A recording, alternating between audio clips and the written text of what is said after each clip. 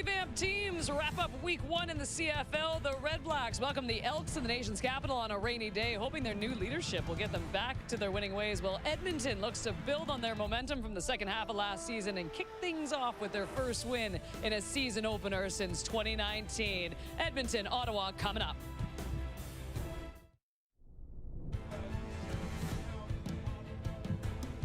They're pairing up with Ryan Dinwiddie to lead this team. What kind of team is it going to be this year with him at the helm? No question, leader of this football team, quarterback Cody Fajardo. Everywhere he's been a gamer. He likes the receiving core he has with him, guys that can get some yak for him. Justin Hardy, the true definition of consistency. 3 straight years over 1,000 yards. Only missed 2 games. He's the perfect receiver when your quarterback position is a little shady. Acquired by the Elks in January, Austin Mack reunited with his former QB, Cody Fajardo. Mack had his best season with Fajardo as the duo connected for 78 passes on 1,151 yards. Can they do it again? We will find out this season. Hello, Canada, and welcome to the CFL on TSN. Kate Burness alongside Enoch Mwamba, Davis Sanchez, Milt Stiegel, and as you can see, we're actually up in the booth with the play-by-play in the color, guys. I've never been up here before, but look, it was absolutely pouring rain in the nation's capital when we walked in this stadium. The good news, though, gentlemen, it looks like this game is going to be played on time. It may be a little wet, but it's going to be fun, Enoch. Yeah, absolutely, and I don't mind. If I'm a linebacker playing this game, yeah, you're a defense I guy, love it. of course. I know this guy over there is going to not agree with it, but I don't mind. Run the ball. Yeah, a little bit difficult in these conditions for these guys, trying to throw the football, but hopefully it clears up. I want to see a good football game. Without a doubt. I mean, if it keeps raining, though, you just have to adjust with it. Everyone has to play with it. Well, Milt was shaking his head as soon as we walked in here. Typical wide receiver. I'd rather play in snow. I'd rather play in minus 30. It doesn't matter, but this should be a great game for the running backs today. Well, we're nice and dry. Unfortunately, we have to go down to the field and see Britt Dort, and I'm really sorry, Britt. It's warm and toasty up here, but you've got the rough assignment tonight. If there's one thing when filling in with Claire Hanna, you can guarantee it is that it's going to rain in Ottawa. And if there's one thing my hair loves, it's definitely moisture. But let's just say, week 1, we're fired up. So is head coach Mark Killen for the Edmonton Elks. I asked him, what's your favorite thing about week 1? And all he said back to me was just, let's go. So he's pretty excited. You're getting your first look, too, at head coach Ryan Dinwiddie in the red and black. He absolutely is excited to take over this team. He told me that his motto for this year, sharpening the axe. Very fitting for this Ottawa Redblacks team, obviously. He said, just get better every single day. You're also getting your first look at this year's #1 pick in the draft, offensive lineman Gio Vaccaro. He said he didn't just get that position today in the game because he was the #1 pick. He has absolutely earned it after having a phenomenal preseason and training camp. He said he already feels like a veteran out there. Now, somebody who is maybe a little bit shocking to be the quarterback today, to some, Jake Mayer. He will be QB1 for this Redblacks squad.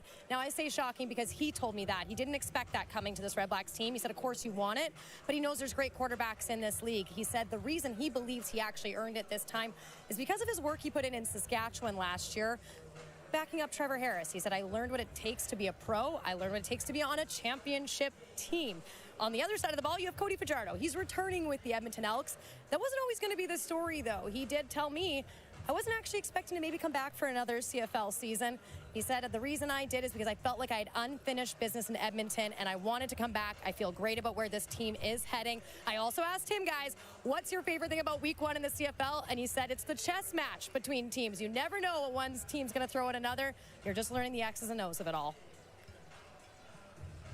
All right, taking a look at the comparison between Jake Mayer and Drew Brown right now. Jake Mayer with a 19-27-1 record. As Britt mentioned, he played backup for the Saskatchewan Roughriders last season, but getting the majority of those starts with the Calgary Stampeders. On the flip side, when it comes to Drew Brown, he showed so much promise 2 years ago, obviously dealt with injury, and then just not a great season at all in 2025. And Ryan Dinwiddie making that decision very early. It was the last week of preseason, and he said it is going to be the veteran in Jake Mayer being the starting QB to start start this season. Enoch, I get that we haven't seen them in a regular season game yet, but when it comes to the leadership of Jake Maier, that had to play into the decision of Dinwiddie, did it not? Absolutely. Ryan Dinwiddie as a coach, obviously having been under him, he's a guy that likes the emotions. He likes a guy that's able to relate to the team, and he's able to have a voice in the locker room. And clearly that's exactly what Jake Maier was able to accomplish throughout the course of this training camp. And this is a clean slate, both for Jake Maier and Ryan Dinwiddie, and they wanted to start fresh, start anew, and Jake Maier took the hold of it. And he was able to perform well enough in training camp, and here he is now as a starter. Jake's a bit of an unknown to me. I'm interested to see what he does. Probably as much as any story in the league this year, for me, is what we're going to see from Jake Maier. You heard Britt talk about Ryan Dinwiddie, and sharpening the axe is kind of the motto. I mean, this guy, in 2023 in Calgary, he had 4,200 yards, Jake Maier. And I remember talking to the folks in Calgary, the brass in Calgary, and listening to them tell me about Jake when they were transitioning from Bo to Jake. They absolutely love this guy. It's only a few years ago, so I'm certain that Ryan Dinwiddie and his axe sharpening, he believes that this guy can be that guy, can be a true franchise guy, and I look forward to seeing what he does. Remember, the mayor of Calgary, we were talking about it. He was lighting it up. And then he wasn't lighting it up. And then he got, let go, and he ended up in Saskatchewan. And his confidence has to be sky high now. He has an opportunity to start. I guarantee you, when he became a free agent, he looked around the league and he says, what team can I go to where I can have a chance to start? Well, Drew Brown snuck it up last year. I think I can go to Ottawa and have a chance to start. And that's just happening right now. And he's a starter right now. But if he doesn't go out there and get it done, Ryan Dinwiddie is not tied to none of these quarterbacks. Nope. He's tied to winning. So if he doesn't win for him, Drew Brown was getting his opportunity. I think he has a long leash. No, he doesn't. The fact that he went with him so early in camp and declared number one told me it wasn't even clear. I think he has, I'm not saying he's going to let him go all year, but I think he's got a pretty long leash. But I would say, too, the way Drew Brown played in that last preseason game in that second quarter, he was making a statement. We said that on set, but you're right. If he gets the opportunity, I mean, he has to do something, but right now it is Jake Maier's team. You know what? Speaking about leadership and veteran QBs, that's Cody Fajardo at this point. And look, Cody Fajardo has been absolutely fantastic against Ottawa in his career. Look at these numbers, 9-1, a completion percentage of nearly 77, his passing yards 2,786. But for Cody Fajardo, when it comes to Edmonton, I mean, he has really found a groove here. And look, this was Trey Ford's team, and then this all flipped around last year when they got consistency with Fajardo in the lineup. I like the fact that he has Mac back now, too. But, Milt, how do they build on that momentum from the end of last season and bring it into this season? Yeah, this is Cody's team. This team is going to allow him to really get back to the place where he was when he won the Grey Cup with the Montreal Alouettes. You speak of Austin Mack. You speak of Justin Rankin in the backfield, who, in my opinion, is the best big play receiver in this league. So he has a lot of pieces in place to go out there and get it done. We know what he's good at. We know what he's not good at. We know he's not going to throw a bunch of balls down the field. We know he's going to be efficient. He's not going to turn the ball over. He's not going to do all those things. So this is a great opportunity for Cody Fajardo to get the Elks back to where they want to be. You think about this team, they haven't been good in years, but I think they have a great opportunity because they have Cody Fajardo at quarterback. We had a chance to talk to Ed Hervey before the game. He really likes this wide receiver core. He talks about, they are guys that fit what Cody does well, and that's guys that can give him some run after catch, some guys that are some route runners. You mentioned, he's not going to throw the ball 60 yards down the field. That's not Cody's deal, but he's accurate, and if they have the route runners that, that Ed believes they do and the guys around there think, then they're going to be effective marching the ball down the field in that order. You look at, last year, Cody Fajardo, their team, yards after catch, they were 9th in the CFL in yards after catch. They need help. He needs some help. If he's going to be a guy that gets the ball out quick, then they have to get some yak from these guys. So expect a couple of these new guys, including Austin Mack over here, to try to make some plays, quick screens, slants, and make plays after the catch. And Ed was talking about, hey, look, we are building. We have a great foundation here. We love the guys that we have in the locker room. And it's interesting with this team because just last year, we didn't know who they were going to be because there were so many question marks. But this year, the expectations are a lot higher because of the way they ended last year. I love the reunion between Fajardo and Austin Mack.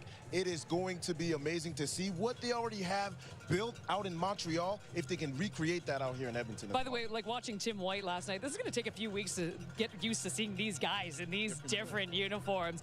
Justin Rankin, by the way, coming off a 1,000-yard rushing season, he wants both 1,000 yards rushing and receiving this year.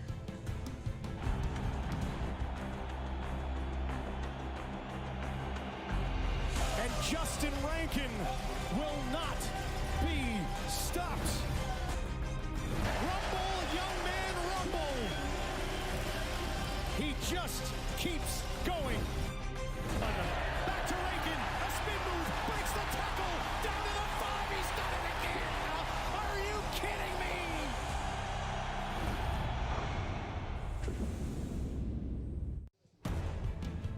Well, a very rainy day in the nation's capital, but good for these Red Black faithful, showing up to see their new look team, hoping the changes are enough this season to get them back into the postseason. You know what? They should get extra tickets too. Shouldn't they, for showing up? They're earning it. They are earning this fan base. All right, let's take a look at the points scored / game last season.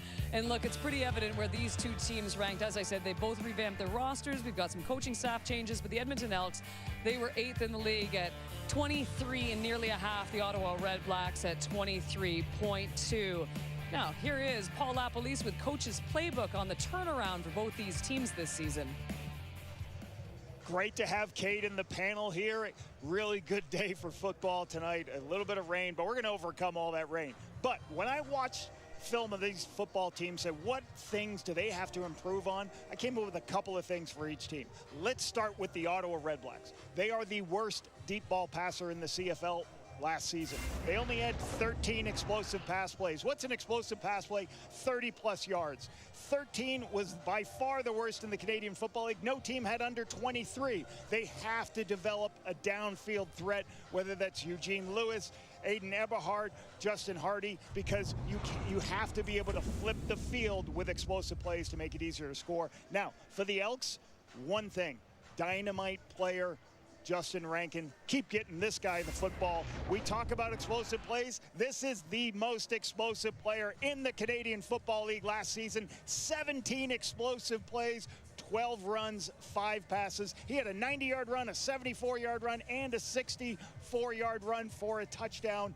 This is a player that put the ball in his hands. Great things are going to happen. There are not a lot of backs in the Canadian Football League that can take it and explode. This guy can put it in another gear. Now, both teams aren't going anywhere with the win column until they get better at taking the football away defensively. The Elks, 8th in the Canadian Football League. They really struggled with interceptions early in the season. Then finally they got some down the stretch. You see Tyrell Ford here with a pick 6 later in the season. They've got to create some of those. And for the worst in the Canadian Football League at taking the football was the Ottawa Redblacks with only 30.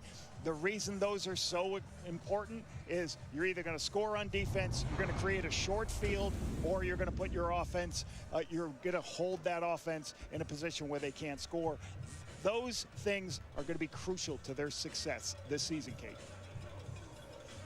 Great stuff, Lapo. Well, Ottawa bringing in a little championship pedigree. A.J. Allen signed a 2-year deal with Ottawa in the offseason after winning the Grey Cup with the Saskatchewan Roughriders, and Enoch caught up with A.J. to discuss the move. You bring a lot of energy, and that's exactly, you talk about what Ottawa needs. Ottawa needs that. It's energy, man. Where does that come from? Me. I love this game, bro. And I ain't gonna let nobody take it from me. I'm trying to be great. Taking him down is the weak side linebacker. Coming in, A.J. Allen with the sack. He's making plays all over the place. In his 4th year under the Guelph Griffins, there's A.J. Allen. Got you a big deal, new contract, Yes, sir. new money, Yes, sir. new team, Yes, sir. new city. What do you think that you do really well that Ottawa is saying, you know what? Let's back up the big truck. I think my superpower is opportunity.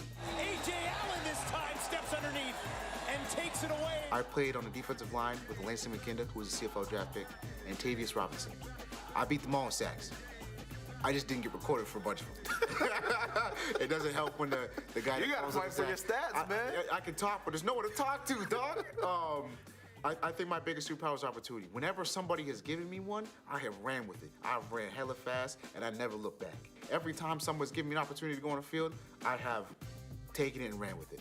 So I think that's why Ottawa did what they did, is because the next person that gives me opportunity, the next person to believe in A.J. Allen, the next person to choose A.J. Allen is just going to be the same cycle that I've always been. I'm going to prove them right.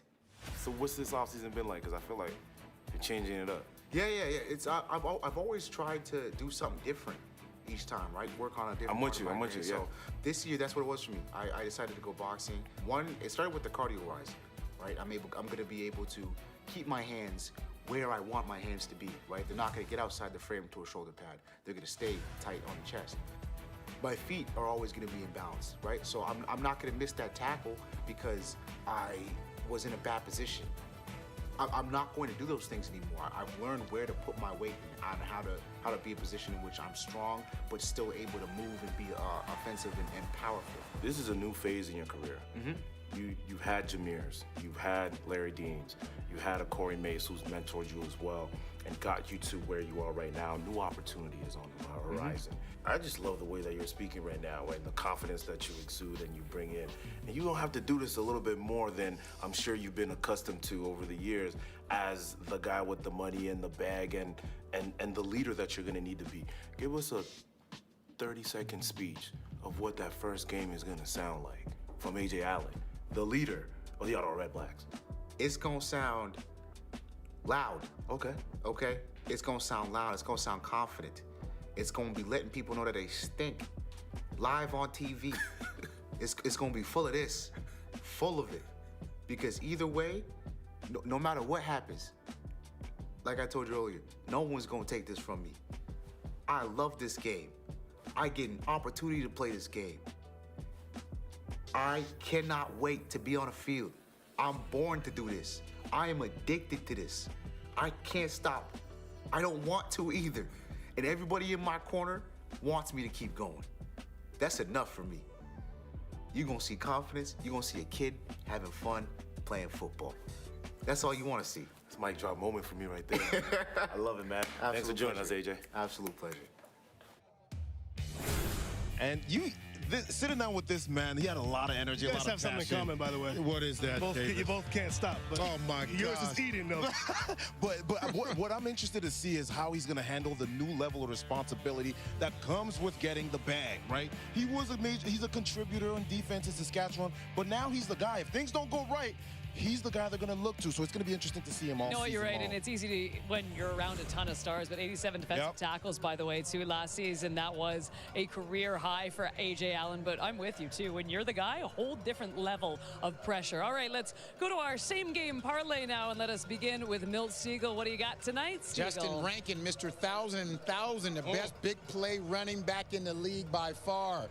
30.5 yards receiving. He'll get that on one play. He'll definitely go over on that. I ran into Rankin this afternoon. And you still standing up. You ran into him. not that guy. But and I talked to him about your expectations. And he said, sometimes you just got to wait and see. Sometimes you watch and see it to believe. So he believes what you're selling. So that's a good thing. I got an under Austin Mack. It's 4.5 receptions. You look at Cody Fajardo, smaller hands, wet ball. 5 catches is a lot of catches. I'm going under. Listen, I love the reunion. I love the optimism in Edmonton, and I think a big part of that is Austin Mack coming back with Cody Fajardo, and I think 66.5 yards for Austin Mack. He's going to go over for that for sure. So you obviously looked at the weather forecast. You obviously didn't look at the weather forecast. 66, he's going to get it. I also looked at the weather forecast. Although I put a combined yards on Justin Rankin, I thought receiving and rushing he's going to go over tonight. But you know what? He's just going to get it rushing. So I don't even care. It's gonna hit anyway. So a couple of us are meteorologists. Never listen to Enoch's pick as we take a look at our picks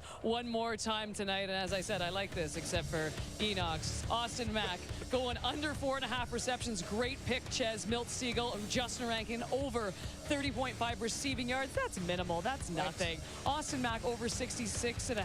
We'll see. Let's go, Mr. Mack. Justin Rankin, 3.5 receptions is pretty good, too. That's not too shabby. Hey, Geno Lewis, by the way, over 1,000 yards receiving very quietly last season. Enoch, he was pretty ticked about a certain list that came out on TSN. He's extremely pissed off, and he was not happy about the fact that he was not on the top 50, guys. Yeah. He said, there's not 10 receivers better than me, Enoch. Go out there and show it. That's it. That's it. And they're putting on a show. The big players, big names. To the end zone, touchdown! Geno Lewis again. Geno, jump ball in the end zone, touchdown Redblacks. Touchdown Redblacks, it's Justin Harding.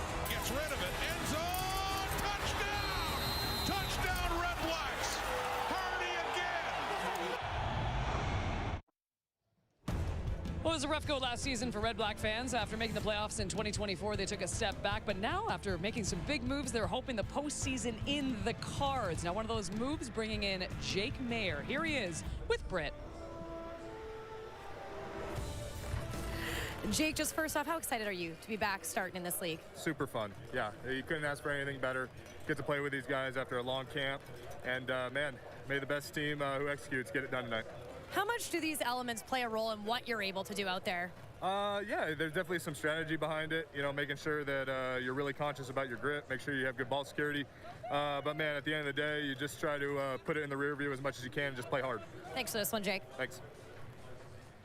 All right, let's take a look at these game picks now. And Mother Nature is playing such a factor into this one, too. I mean, I'm personally looking at the run game, both these teams. We had to make this pick before we saw the weather, but what did you just say, doesn't matter. Let's go to Mill. Let's go first. It's time for these Elks to change the narrative.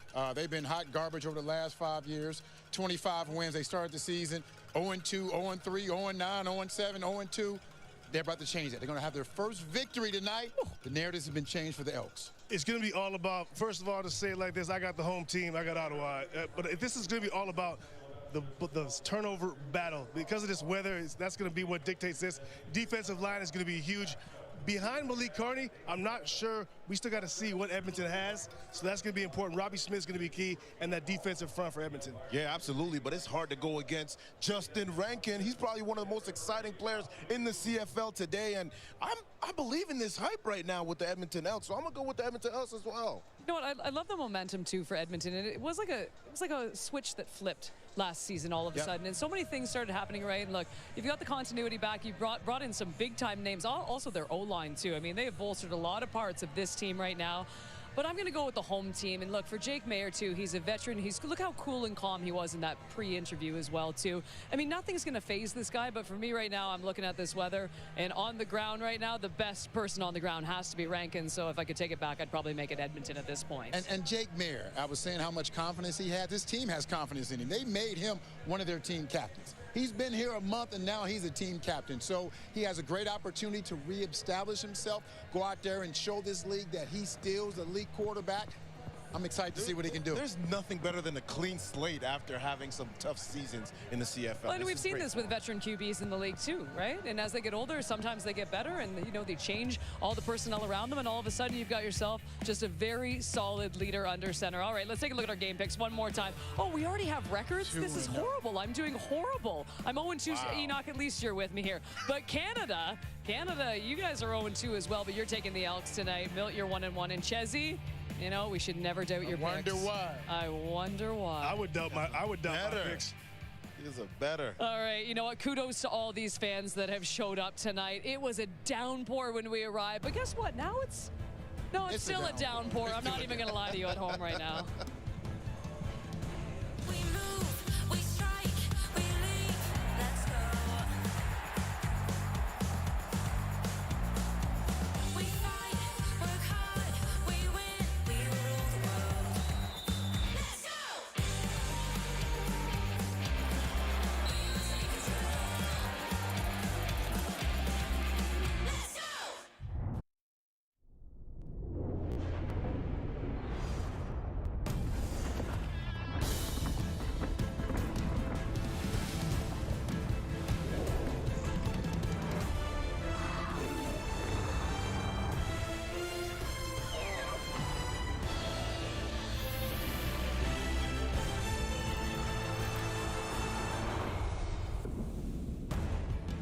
Week number 1 in the CFL wraps up with an East-West battle. Jake Mayer, the new starting quarterback in Ottawa, taking over for Drew Brown. Let's see what the veteran has in store in their home opener. And after taking over for Trey Ford over in Edmonton last season, Cody Fajardo looking to continue the momentum from the second half of last season right into 2026 and get these Elks back on the right track, back into the postseason. Both of these teams desperately needing a turn turnaround. Hello, Canada. Welcome to the CFL on TSN. Kate Burness alongside Enoch Mwamba, Davis Sanchez, Milt Stiegel. Normally, we would be down on the field here in Ottawa, but Mother Nature just, really messing around with this game tonight. It is an absolute downpour. Fingers crossed that Thunder and Lightning stay away at this point. Enoch, in the pregame, we mentioned so many of the different stars on both of these teams, all the new faces, all the new looks. Who are you watching tonight? Who's getting your attention? There's a lot of people that you can look at, especially with the Edmonton Elks and all the changes that happened. I'm looking at this defense. We know how exciting the offense can be with Justin Rankin, but I'm looking at Malik Carney. This is a guy that came here, and he's supposed to come here and get some sacks and get to the quarterback. They brought in a dog. He's got to go hunt. This is a revamped offensive line for Edmonton. They've put some money into it. They should be good, and they're going to lean on Justin Rankin. There's no doubt about it. But I'm looking at number 88, TJ Luther, wide receiver. We talked to Jason Tucker before the game. He loves what this kid can do. So he's a great route runner. With this wet weather, again, I say it again, Cody's has small hands, so it's got to be quick game, short game. There's not going to be a lot of deep stuff. Watch for 88, TJ Luther, to have an impact. Well, you know who has my attention is this weather. This weather controls it. These receivers, we hate playing in this. As a running back, you better hold on to the ball. They're trying to strip it. When the quarterback throws the ball, it's slipping out of receivers' hands. So these guys have to go out there and understand that. We all have to play in it. They have to play in it, but it's going to control this game more than any other player on the field. Go ahead, KB. I'm looking straight at Justin Rankin tonight, too. I mean, you want someone, it's a bad weather back. We talk about him, and if you put every guy in the field tonight, I think he is my absolute #1 option. But as you said, Milt, I mean, it is the weather tonight. Both these teams drastically need to come out on a good start for the season. This is a huge game. All right, let's get you down to field level for O Canada. Flag party from HMCS Carleton, based right here in Ottawa. And performing the national anthem tonight pour l'interprétation de l'hymne national ce soir. Accueillons maintenant, please welcome Corporal Rebecca Abbott. Oh, Canada, our home and native land, true patriot love in all of us command, car ton bras sait porter l'épée, il sait porter la croix. Ton histoire est une épopée des plus brillants exploits. God keep our land glorious and free. Oh, Canada, we stand on guard for thee. Oh, Canada, we stand on guard for thee.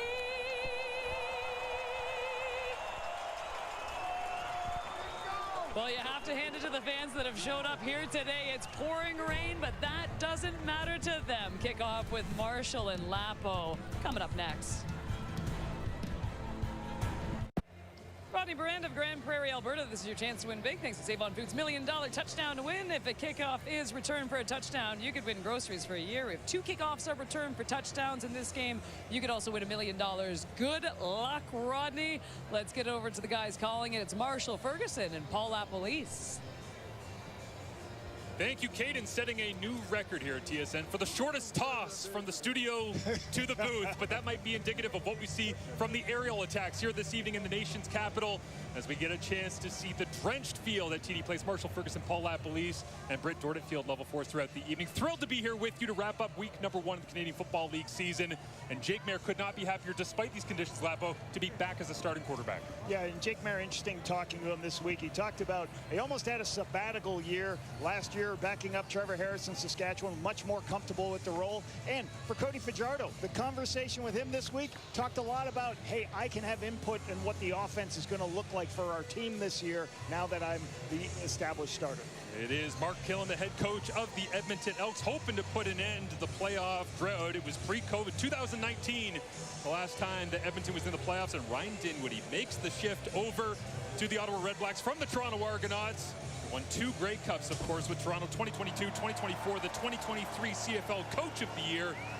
And in the time that Dinwiddie won 2 Grey Cups, the Ottawa Redblacks played in 1 playoff game. That is why he is here.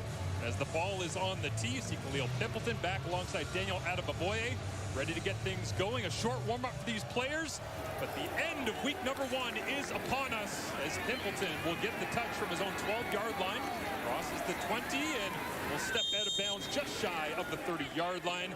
And Ottawa won the toss and decided they want the football immediately for Jake Maier, Lapo.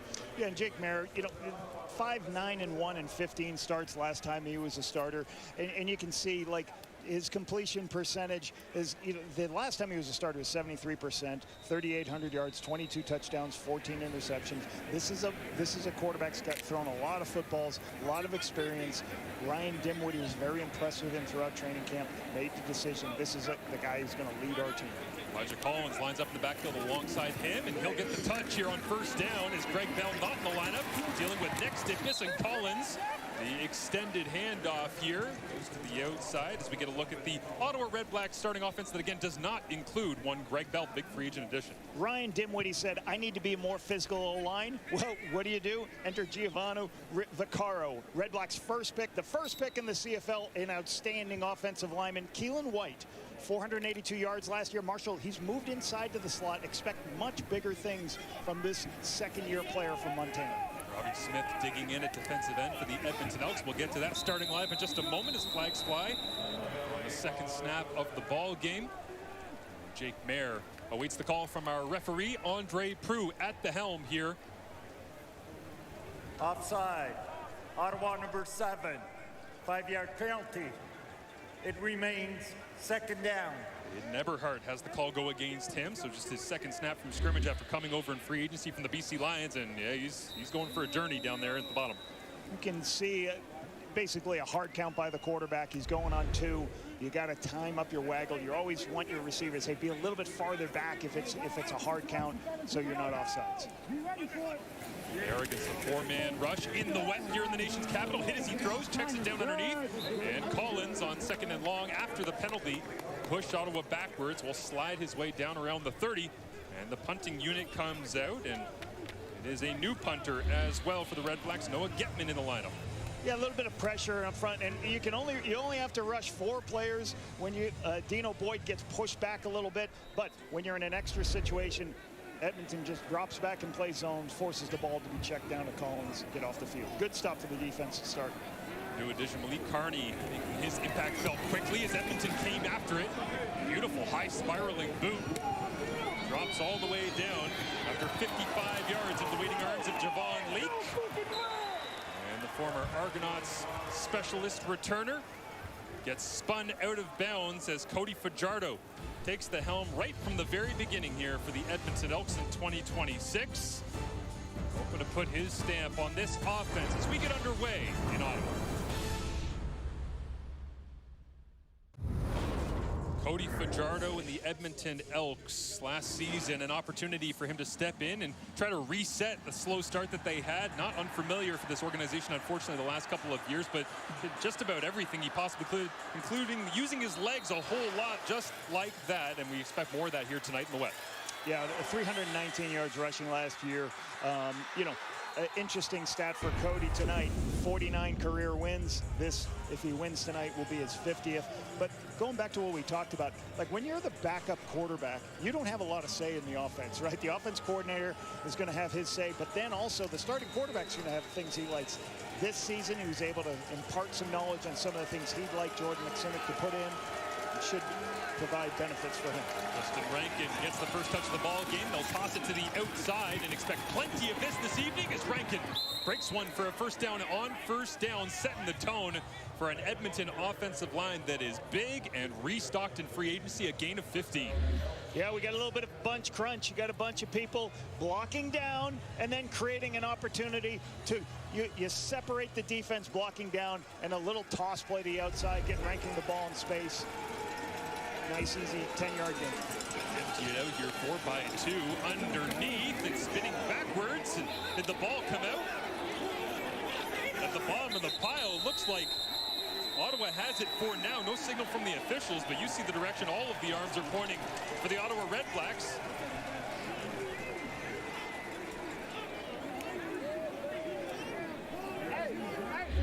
Looked like Skylar Griffin on the catch. Cody's looking to trying to see the middle of the field. On the field as the ball carrier was down with contact. So Skylar Griffin splitting the defense as the linebackers expand. Cody recognized that little space, get it to Skylar Griffin.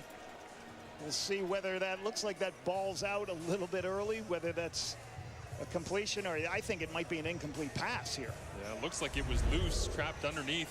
But Niles Morgan, how about him making his impact felt extremely quickly at Notre Dame, jumping over from Edmonton. Ryan Dinwiddie taking a good look at it. Yeah, not the funnest thing when you're Skylar Griffin. You got a couple of big linebackers in between trying to catch that little short pass. Will Snyder in for the short yardage quarterback situation, sneaks his way to the left-hand side, plunges forward, first down Edmonton. And Snyder fired up to get his first opportunity of the season as we get a look at the Edmonton Elks starting offense. Yeah, really excited for a full season to watch Carter O'Donnell. Signed in September last year after a long NFL trip. He's going to be a great player for this offensive line, I believe. And the most explosive player in the CFL, Justin Rankin, led the CFL with 17 big plays last year. Get this guy the ball all game long. Love watching him play. 247 combined touches through the air and ground for Justin Rankin last year. No fumbles. That'll be challenged here tonight in the slippery conditions as this one is completed. Looks like Cephas makes the grab on the outside. First year out of University of Texas San Antonio. And he was one of the names that Mark Killen mentioned. Most competitive positional group in training camp for the Elks, and this guy won a job. A little bit of a rub play there. You can see the wide receiver, Brendan O'Leary-Orange, widening out, lifting the lower player. And then Cephas just sits in the dead spot, and Cody Fajardo recognizes that these are the quick throws that Cody enjoys so much. Ball out of his hand quickly, help your offensive line, put yourself in second and short, give the ball back to Rankin. Skylar Griffith motions around in the backfield as they'll hand it off. Rankin, jump cut, runs through contact, still on his feet, crosses the 55, and it'll be a first down as they rush the football on 2nd and 3 against this Ottawa defense. Bryce Carter, 5 sacks last season, hoping to get back to 2013 when he had 12. Very good player outside on the edge. Hey, I highlighted all the linebackers because they're all brand new. A.J. Allen, Niles Morgan, you already talked about C.J. Rivas, and Alonzo Adai was a starter last year, got hurt week 1, missed the entire season. Good to see him back in at that free safety position. Mario Houston underrated as well out there on the corner, but yeah, the linebackers definitely the big talking point throughout training camp for these Redblacks. Is quick slant, Austin Mack, the intended receiver, incomplete.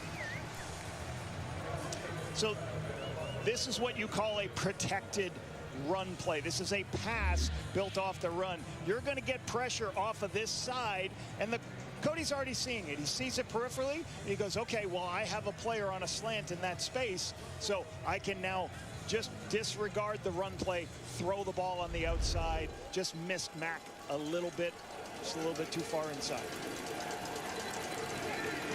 Fajardo sends Kale and Julian Grant in motion. 7 touchdowns for the Elks last year, and then back underneath, it is complete. And the defense rallies for the Redblacks. C.J. Rivas right there again, the free agency addition coming over from Saskatchewan, credited for changing part of the culture in this locker room going into 26. Big blitz picture here by the Redblacks. They send a bunch of players. You see all 3 linebackers blitz, but then they drop out into a zone. C.J. Rivas is the low player. Does a good job at understanding, hey, the ball's going to come out of the hands quickly. Wraps up for the nice tackle. Jake Julian, the punter for the Edmonton Elks, as he lofts this one into the rainy skies, and Khalil Pimpleton watches it bounce, chases it down, and picks it up at his 15-yard line as the Ottawa Redblacks get a stop. Much needed here to set the tone with this new linebacking core, figuring each other out on the fly and making plays early on.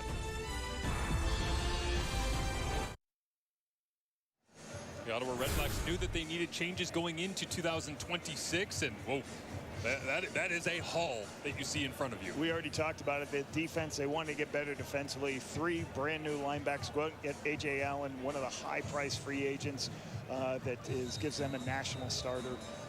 Obviously, Jake Mayer. Ryan Dinwiddie has done this before in Toronto, Mark. He's had opportunities where Toronto's lost a lot of good players. He's able to reload and have successful teams and change. Out of a boy, the back play action to him, flip to Khalil. Pimpleton defense flies up, and immediately Cordell Jackson, part of this Edmonton starting defense, making the play. Well, pretty excited about Malik Carney, and I'm sure everyone in Elks land is. Leading sacker for the Saskatchewan Roughriders last year, expecting great things from him. And then Niles Morgan leaves, goes to the Redblacks. Nick Anderson steps into that middle linebacker spot, and J.J. Ross started week 8 last season, was outstanding down the stretch. 5 turnovers in the last 6 games. This is a great young player, J.J. Ross. Rack another stat up for Cordell Jackson, who was 10th in the CFL with 94 defensive plays last year. Best for any defensive back as Mayer looks to throw. They dropped Lee Carney out that time in coverage, but right on the spot, Nick Anderson missing all but 7 games last year. Groin injury, flies out and immediately covering down on the flats. Another, zone coverage when you got people second and extra, force the quarterback to check it down. You get a great opportunity to run downhill, make a tackle here. You can see the speed we have. The speed of Nick Anderson is what impressed me 2 years ago, player out of Tulane, how he could play that will linebacker spot. Now he moves into that middle linebacker spot and is even more aggressive. It's a second straight beautiful punt here from Noah Geffen, the newcomer at punter, and Javon Leake returns it, makes 2 men miss, and then runs himself right into a tackle. Is that Anthony Gosselin in the middle of the fray?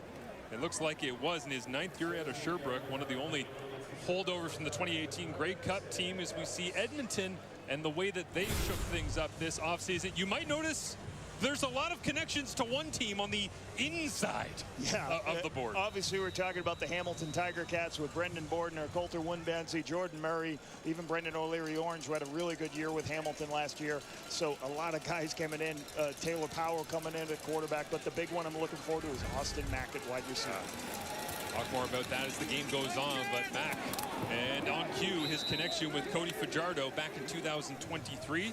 Those two got after it together. Won a Grey Cup, of course, and Mack having a stellar season and looking forward to working with Fajardo again. You just watch him. He's just going to run a quick out route, which is quarterback's just going to take the ball immediately, see that there's softness on the defense. That's called a free access throw. I'm just going to get myself a 6-yard completion. Damari Houston does a good job making a break on the play, but those balls are just too difficult when you're a soft corner to be able to come up and make a play. Fajardo with 4 receivers available, looks to his right, comes back left, looking to take off and run on second down. Jardoz takes a big hit. And a flag flies as rolling over the top, C.J. Rivas.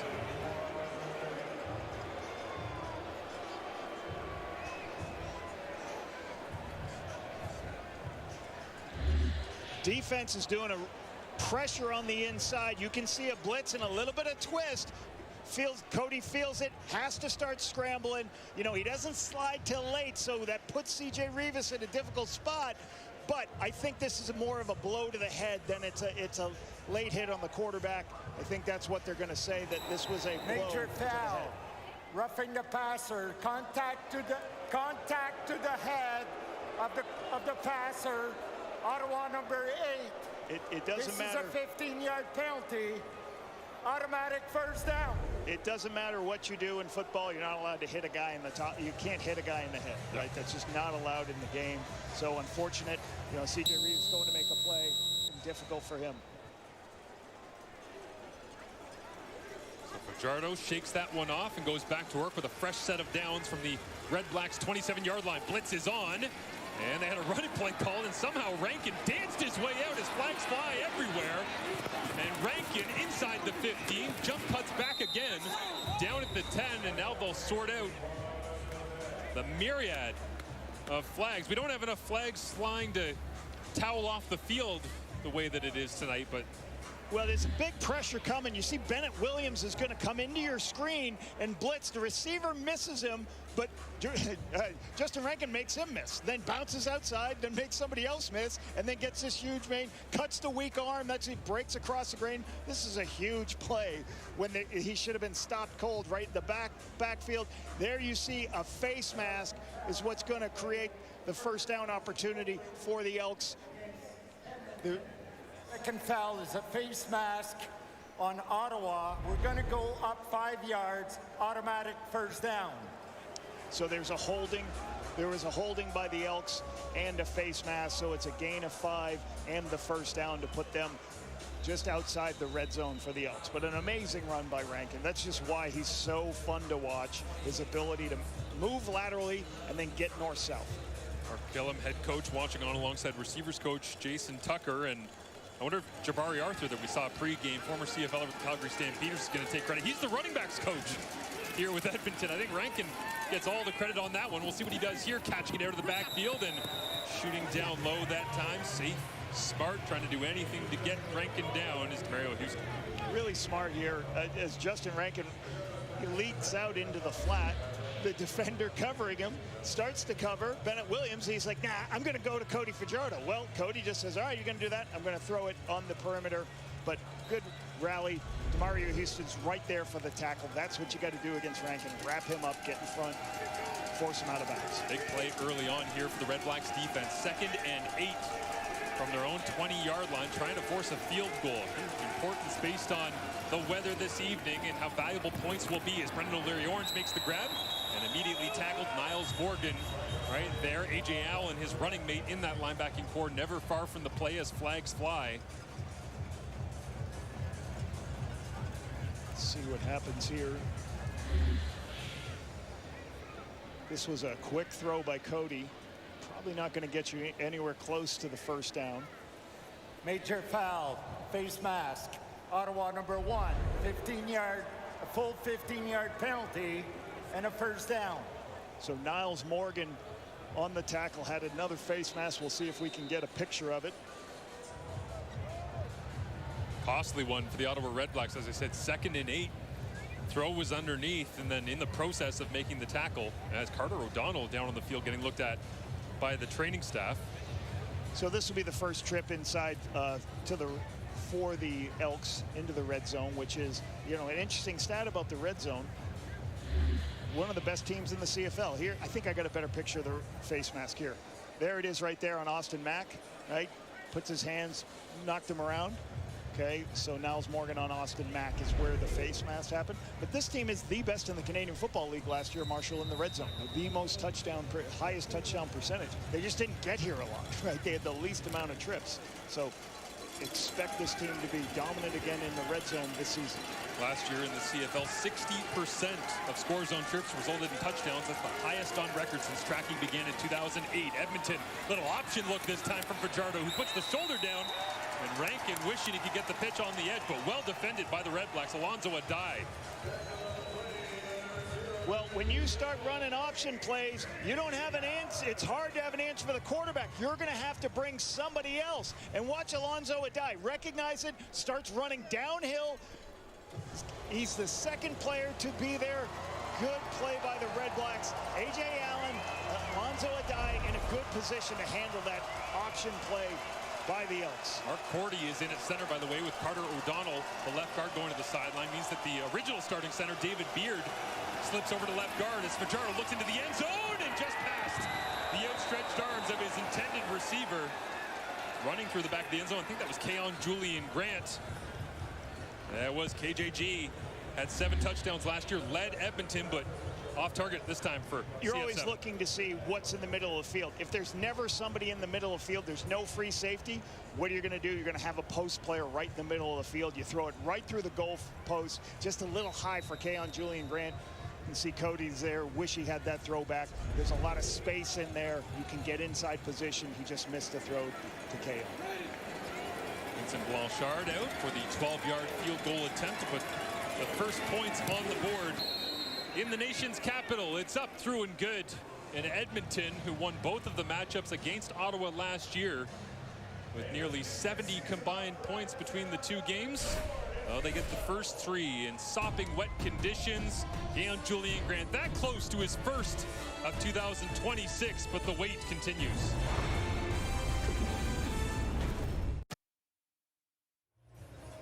$142 players in the Canadian Football League this year out of U Sports institutions. I'm just going to credit Giordano Vaccaro as being a U Sports guy. Absolutely. Why not? The JP Metris winner 2 seasons ago, when you put that film on, a very physical player. Ryan Dimwitty says we got to get more physical up front. Let's start the young player who is very physical. Inside handoff here. Looks like Elijah Collins goes for a gain of 5. And by the way, UBC, Laval, Montreal, and the Wilfrid Laurier Golden Hawks, they get the nod as the U Sports schools that have the most, tied for 11 each at the front of the herd. As you see the physicality up front against Jordan Williams and right behind the rookie. And the big thing you're trying to do is like use your physicality, get underneath Williams, keep your feet moving on contact, and those are things he's shown on tape to be very good. And especially to playing the guard position, you've got to set the depth of the pocket. And you really got to be physical on the inside. Extremely happy with Vaccaro through training camp. And that's why he gets the start right away. Is bobbled here. It looks like miscommunication in the backfield. And Mayer thinking about throwing it away. And now flips it into the Ottawa sideline. Is tracked down from behind by Kenneth Logan Jr. coming off a huge rookie campaign. And Mayer with a missed opportunity there on 2nd and 5. Not sure what went wrong in the backfield, but clearly a mess. I think they were trying to do, I think it was a draw play, and Collins wasn't on the same page with his quarterback, because that could look like it surprised Jake Mayer. And he had to scramble and good. Difficult position. You're 2nd and 5 in a good position. They got to clean up. They not getting any first downs so far this game. Missed opportunity there for Mayer, was named a captain this week alongside fullback Anthony Gosselin and defensive lineman Michael Wakefield. As Javon Leake driven inside his own 10-yard line once again by Noah Getman. Impressive showing early on. Despite the conditions, the heavy football. Flag flies, will clean it up on the other side of the break. And the miscommunication here. Elijah Collins found out he was starting on Friday. And the result on that 2nd down. No, we teased that we would clean up the flag on the other side for you here. It was an unnecessary roughness running through the center as Peter Ajay ends up getting bucked after long snapping it back to Noah Getman. It's a 15-yard penalty right in the middle of your screen there with the towel on. You see, I think it was Brock Mogensen that ran through him. And again, it looked like he was lined up. You know, you're not allowed to be running through the center when you're aligned if you're touching any part of his body. So he's going to draw that penalty because it looked like he was in a position where he's in a gap on the center. He's not allowed to run right through. This is a protection issue in the Canadian Football League. A defenseless player is the long snapper. They want to protect him. My apologies to Brock Mogensen. It was Noah Taylor, as you saw Mark Killam talking it over with Taylor, trying to coach him up on that one. So 15-yard penalty, and it results in a first down for the Redblacks after they had already punted the football away. So Daniel Adeboboye in the ball game. Jared Brinkman, former Toronto Argonaut, in the middle of that play for the defensive line of the Double E. Impressive, you know, so far through this first quarter is the Elks have not given up a lot of yardage on first down and forced the Redblacks to be in long yardage situations. So holding up defensively, Brinkman and company.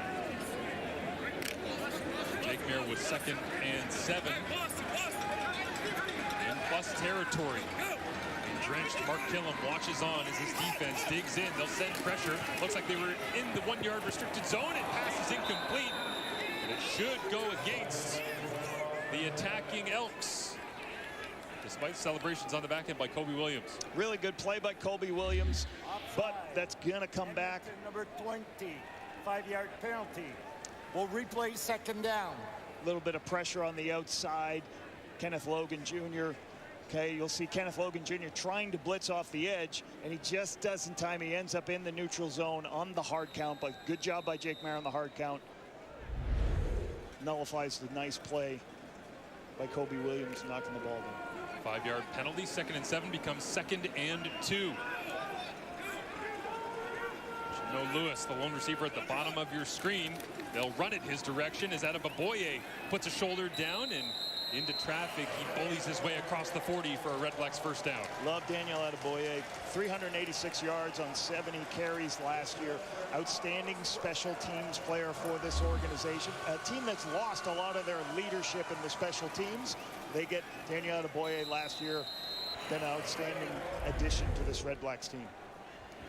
15th overall pick back in 2022 by the Ryan Dinwiddie-led Toronto Argonauts. Came over here, of course, while Dinwiddie was still with Toronto, but now they have a reuniting of sorts in the nation's capital. And needed tonight is Elijah Collins in the starting lineup, and this one complete to the man who always seems to be open, Justin Hardy.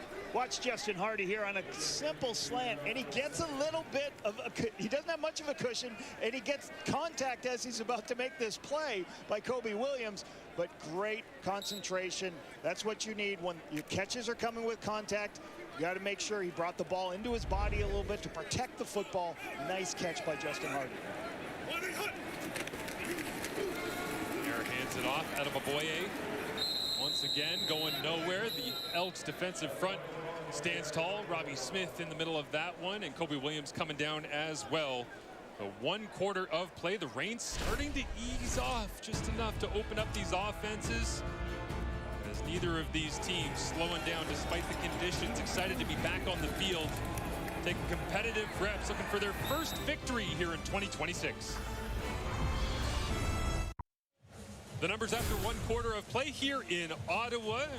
Mixing and matching, trying to find a way, knocking a field goal through. But really what this is about is Ryan Dinwiddie coming over from the Toronto Argonauts, trying to find a way to lead this Ottawa organization to a place that they have not been, which is consistent success for a while. And on the other side, it's the exact same thing with Mark Lapo, is he's saying that it's more streamlined this year 2 in Edmonton. Yeah, he talked about his first season, like when he showed up. We didn't even have a projector in my office. The projector was gone. Maybe somebody stole it. We're not sure. But, you know, he said everything's been great. As an Alberta individual, is going out and seeing people in community, how positive they are, what the steps are happening with the Elks as the season progressed. So everything's easier for him. His relationships with the coaches, relationship with the players. It's been a really good transition for training camp. And he kind of had the, as they go under center here for a quarterback sneak on 3rd and 1 to begin the second quarter. Ball's out, and Edmonton has it. That's going to make Mark Kellum happy in year 2. Short yardage operation. Supposed to be as consistent as you can imagine, but Cordell Jackson gets his first fumble recovery of 2026. So Max Duggan here is the 3rd string quarterback, getting his first reps. If you we'll try to watch his hands on this picture. You'll see as the ball comes in, it's wet, it squirts out of his hands. An unbelievable play by Jackson, being right there, having the instincts to see it. You can try to do your best to see that ball squirts right through Max Duggan's hands. First, you know, time in a regular season game doing this, and the rain doesn't help.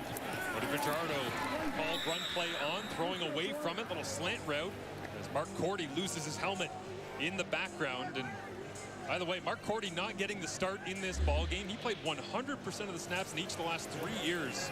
CFL had some of the highest passing ratings of all time last season because of plays like this. Just throw a quick slant, get the ball out of your hands, put it in Austin Mack's hands with a cushion, let him run with the football. High percentage pass game for this Elks offense.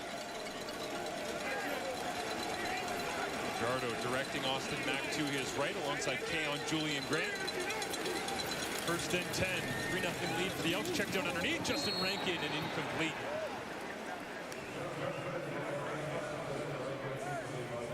Good job by the defense, playing a little bit of zone, dropping everybody out, forcing Cody to go to his check down.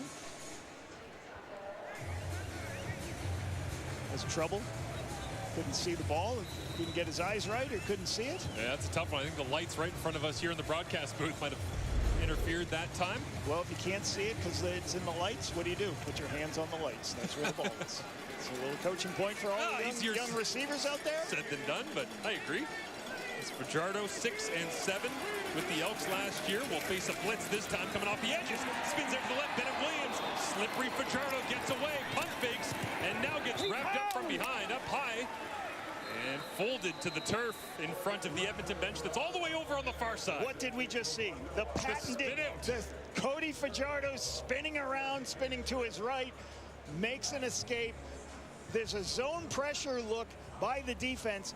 So what does that mean? Zone coverage, but pressure on the inside. Cody feels that and has to take off because he has a free player right here. Bennett Williams doesn't take the upfield shoulder, gives Cody the opportunity, but the coverage in the back end was there, forcing Cody on 2nd and 10. He's only going to get not enough yards for the first down. So good stop. Bennett Williams got to prevent that. He's got to be the contained player. Don't allow Cody outside there. You know Cody's going to do that spin move. You talked about it, Marshall, on the call. Well, I said to Cody, you know, I know that you are at your best when you're spinning out to the left. I feel like Cody might have remembered that mid-run because he also threw in the pump fake that he told us was his other patented move. He's like, I'm 15 yards down the field. Sometimes I just pump and defenders start jumping. As the injured Red Black way behind the play was Adrian Fry. Good to see him up on his feet despite moving pretty slowly. So we'll keep an eye on the Red Black secondary as Jake Julian gets set to send this one away. Lone returner back is Khalil Pimpleton. And it's a high lofting kick, but short. And will skip out of bounds directly as the flag flies. An illegal kick out of bounds as Jake Mayer takes control after the 40-yard punt from Jake Julian. The Red Blacks with a chance to score their first points of 2026 when we return. 112th Grey Cup champion Jake Mayer took a bit of a professional development year. Got hot in the preseason, named the starter for the Ottawa Redblacks coming into 2026. With more, here's Britt Dorff. Yeah, Marshall, he actually used the word shocked. He came into this Ottawa Redblacks team. He said, I didn't expect to be the starter. I was going to give it my best, but you just never know in this league. And he knows that feeling. In Calgary, he was a starter. Then it was taken away. He spent that year in Saskatchewan last year where he said he learned a lot from Trevor Harris. He learned what it takes to be a Grey Cup champion, how to command a room. And that's what Ryan Dinwiddie saw from him in that preseason. He said he was really happy with the way he commanded the huddle, the leadership role that he took, and he put full trust in him.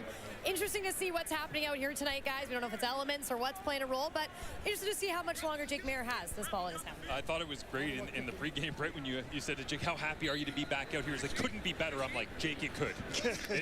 For your first time starting for a franchise, it'd be great to have, 28 degrees, no wind, beautiful sunshine. But he is doing everything that he can. Given the conditions he's been handed tonight, is 3-by-3 empty they go. Mayer gets it away, and it is Keelan White. And he was gushing about White and his development and growth from what he saw in the short training camp just over the last couple of weeks. So Keelan White moved inside to the slot, a rotation to the coverage. Keelan White sits down in the dead space of the defense. Jake Mayer recognizes it, puts it right on him. A little bit of tempo here from the Ottawa Redblacks as Mayer looks underneath, incomplete. Goes to the feet of Gino Lewis. As Jake Mayer and his career numbers, and I gotta be honest with you, as I was going through not just the career stuff, but the year specifically, you go 2024, he's got this monster year with the Calgary Stampeders. 2023 sets career highs in this category and that category, and I'm wondering, he's 29 years old. Is his best ahead of him? Did Ottawa strike gold at the right time? Well, and certainly you hear him talk about how comfortable I am in the system. It's because it's the same system. He came from Calgary where Ryan Dinwiddie came. It's a Saskatchewan system. Mark Mueller's system, very similar to what the Calgary system. So he was very comfortable when he got here. Keelan White makes the grab. Looks like it's just short of the first down marker, and we'll see if they send out the short yardage unit. But yeah, he said this is the best iteration of this Calgary design that has swept through the Canadian Football League. Yep, you can see Keelan White at the bottom of your screen right here. He's on what you call the crossing route. You have two crosser routes, and in zone coverage, you sit. So he just sees Joel DeBlanco just on the outside. In man, he would have stayed on the move. In zone, he sits down. That's what you call a mesh route, and he just finds the dead space. Quarterback recognizes zone very early, puts the ball in Keelan White's hand. Create the 3rd and 1. 2024 CFL Most Outstanding rookie Nick Anderson was in on the tackle, and the injury tent is already up because we might have got a little look at something that wasn't quite right on a nail.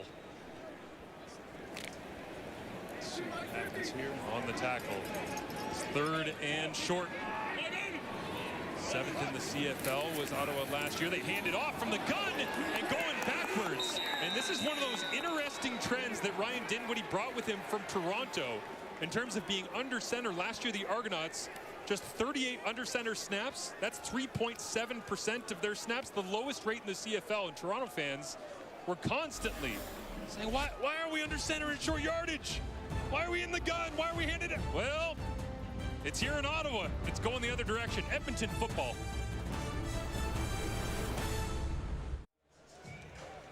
Short yardage situations, you've got to be able to make sure you protect your inside. Take a look at this. Here we have Malik Carney right here. He's going to slant inside, and he's going to beat Martez.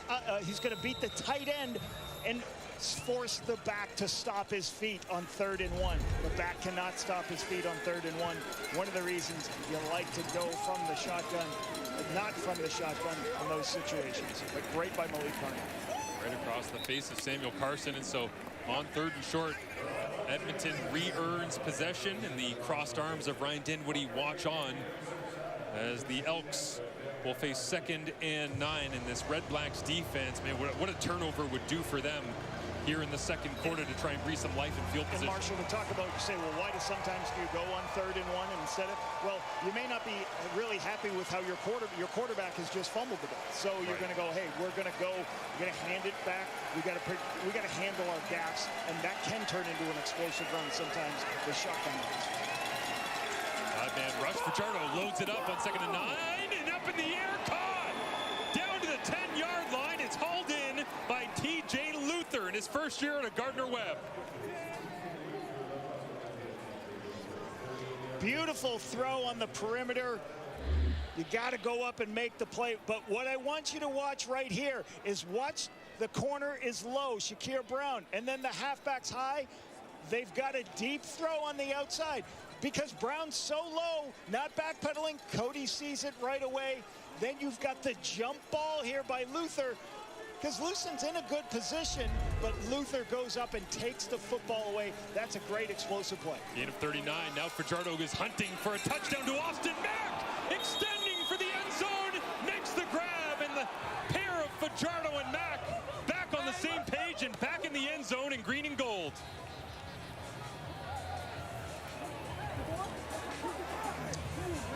I talked about in the pregame explosive plays, an explosive play, the very next play, a touchdown. Cody Fajardo to Austin Mack on Kate's favorite play, the sluggo on the outside. It's a slant and then go. You always have inside position as a defensive back. Houston's inside position down at the goal line. Beautiful catch by Austin Mack on the sluggo on the outside. One explosive play leads to a short field and a great touchdown by Austin Mack. In their last season together, Montreal 2023, Austin Mack, a top 5 receiving season, over 1,100 yards, 78 catches, which was 4th in the CFL, 5 games of 100-plus yards, and of course, it was en route to a Grey Cup and all CFL honors as well. And perhaps the most important note when you're watching this tremendous connection from 7 to 3. Caught the back of the ball. Apparently, Cody Fajardo wouldn't stop calling Austin Mack in the offseason. Well, all those calls to Austin Mack certainly paid off. I'd call a guy that can catch a back of a football like this a lot, too. Caught the back of the ball. He didn't even have the front of the ball. Just caught the back. Amazing catch by him. Austin Mack hungry for the end zone. And disappointed, obviously, to leave Montreal, moving his family around as well. One of the true good guys in the Canadian Football League, and he has landed here in Edmonton, immediately paying dividends for a group that needed a true X-receiver. One of those players last year, you're right, moved his entire family to Montreal, embraced the cold, embraced everything. His entire family drove across the country here to now they're going to be in Edmonton. So an outstanding young individual for our league. Templeton with the return as we go down to Britt Dort with more on the Austin Mack Cody Fajardo connection. Yeah, you're mentioning those phone calls, Marshall. He said his phones never rang more, and who was it all from? Cody Fajardo. And he said if you know one thing about Cody, it's that he actually doesn't really use his phone. He only uses it to call his wife and his family. He said all those calls paid off. Cody wanted him to come to Edmonton. They wanted to have that connection again. And Fajardo told us, I put my recruiting cap on for a little bit for the first time in my career. He said the reason I wanted Austin Mack, not only because we have a great connection and he's a fantastic player, but he said this receiving corps could really benefit from a leader like him on the field. Being able to connect everybody, get them on the same page. He said early in training camp he was focused on teaching everyone as much as he was about performing, as well as Elijah Collins dropped the football. And back-to-back turnovers, one on downs, and now a it's all going sideways for the Redblacks in their home opener.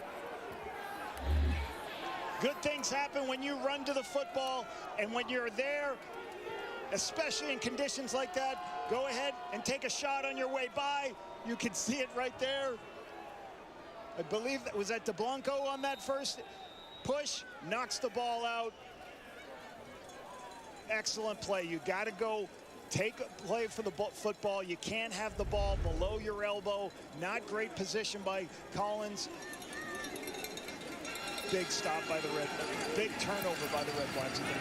Fajardo looking for a quick throw, incomplete for Kale Julian Grant, and the Edmonton offense was standing on the sideline kind of admiring their work and the beautiful catch by Austin Mack, but now feeling the push of momentum.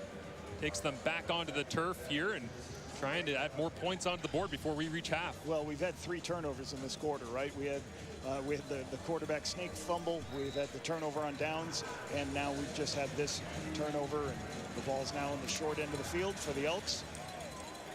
CJ Rivas, you saw there for a second, talking it through on this defense. Niles Morgan, man in the middle. A.J. Allen, free agent addition from Saskatchewan.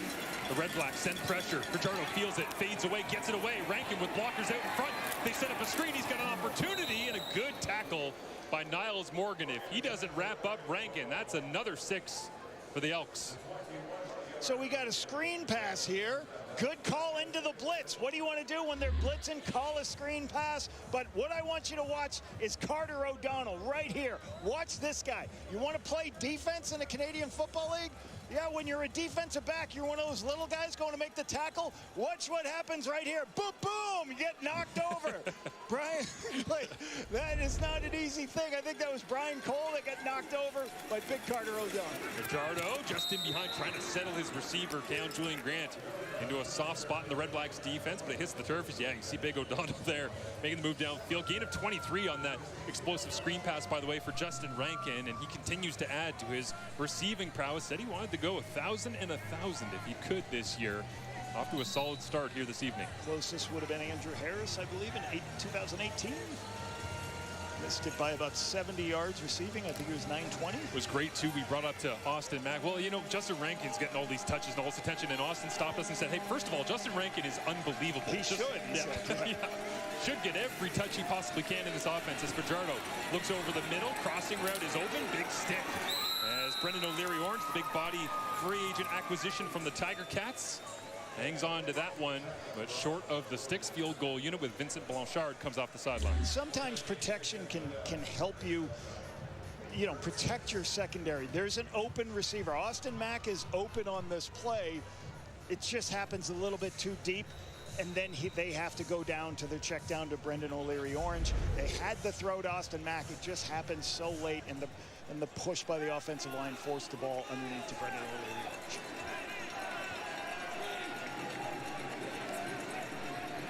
Attempt comes from 18 yards away.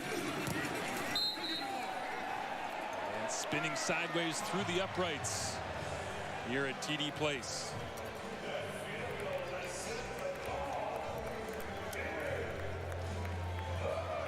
Don't miss the new season of the groundbreaking HBO original, hailed as a TV landmark with standout performances. Euphoria, streamed now only on Crave. And I found out on Thursday night that Rod Smith said, just be careful who you watch that one. Okay. Yeah. I will not watch it with my family. As once again, here in Ottawa, the real winner tonight is poncho sales.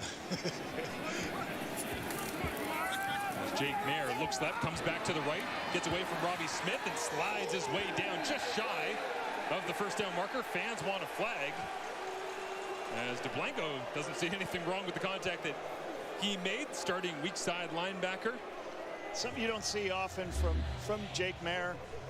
He's looking to his left, doesn't like the quick game throws. And again, if you don't get the ball out of your hands in quick game, you're going to put yourself in a difficult position with the pass rush. So he feels the pass rush.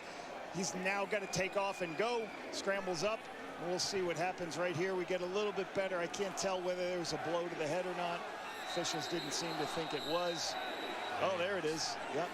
I think you're going to get a challenge flag now. And the Redblacks faithful in mid-season form is Drew Tate. Yeah. Former Calgary Stampeder. Ottawa Hawkeyes great as well. As the CFL Replay Center will take a look at the contact up high, and you see Drew Tate there. And what a collection of coaches Brian Dinwiddie was able to accrue making the move here to Ottawa, whether it's William Fields being retained as defensive coordinator, one of the young rising stars in the CFL, Jeff Reinbold on special teams, Pete Costanza could be an OC just about anywhere, stays as receivers coach, and Drew Tate working with the quarterbacks. So here's another look, and the command center, you know, the command center is not interested in looking for the replay center is not interested in looking at offsides, you know, holding. Upon automatic review by the replay center, there was contact to the head, roughing the passer, Edmonton number 50, 15-yard penalty, and a first down. But the replay center will look at a blow to the head, something that is going to, you know, they're going to protect the quarterback, so they will stop play, come look at that, because it's such an important play, and they want to protect the quarterback. By the way, it's not CFL season until our tremendous CFL and TSN crew gets a shot of all of those turf pebbles stuck to the arm of a quarterback, right? Slow-mo. Great stuff from the crew. Fighting through the weather here tonight as Daniel Adebaboye makes the grab out of the backfield, and Blanco right there to make the tackle. And this is good. These are good things to do. Everybody's playing off. Get the ball in the flat to Daniel Adebaboye. Let him run with it. Put yourself in second and medium to second and short. And I expect Daniel Adebaboye to get a lot of touches now with how Collins has performed as a young player. I expect Daniel Adebaboye to finish this game. You know, when you go from the NHL regular season to the Stanley Cup playoffs and all of a sudden the speed picks up, the hits are harder. Don't you get a sense this first half, all these bodies are kind of going, oh, okay, this is what real football feels like. It's not the preseason anymore. As what a shot by Jake Mayer, standing in and rifling one for the first down, throwing it beyond the sticks in between coverage. Love this. This is what you call it. This is going to be a dig route, all right? But what's within the dig route is a mesh. So watch the two crossing routes. The crossing routes spread everybody out, and then it allows you to throw the dig. And Mayer threw that one into a tight window. Flag comes out as Eugene Lewis hangs onto it, makes the grab. Cordell Jackson came to see if he could get a little piece of that one, but. So, single receiver on a quick slant. Cordell Jackson, watch his vision. He sees the ball being thrown quickly on this is actually, a fin route. Why is it a fin? It's a 5-yard in. Defensive pass interference. Edmonton number 29. This will be a 10-yard penalty. Automatic first down. And J.J. Ross just got there too early for that 5-yard in. Make some contact. First catch for Eugene Lewis for the night. And getting close to Gino's hunting ground as well. Active touchdown catch leader, 3 from 50 in his career, and enters tonight 100 career touchdowns, back of some guy that's about 15 feet away from me, Milt Stegall.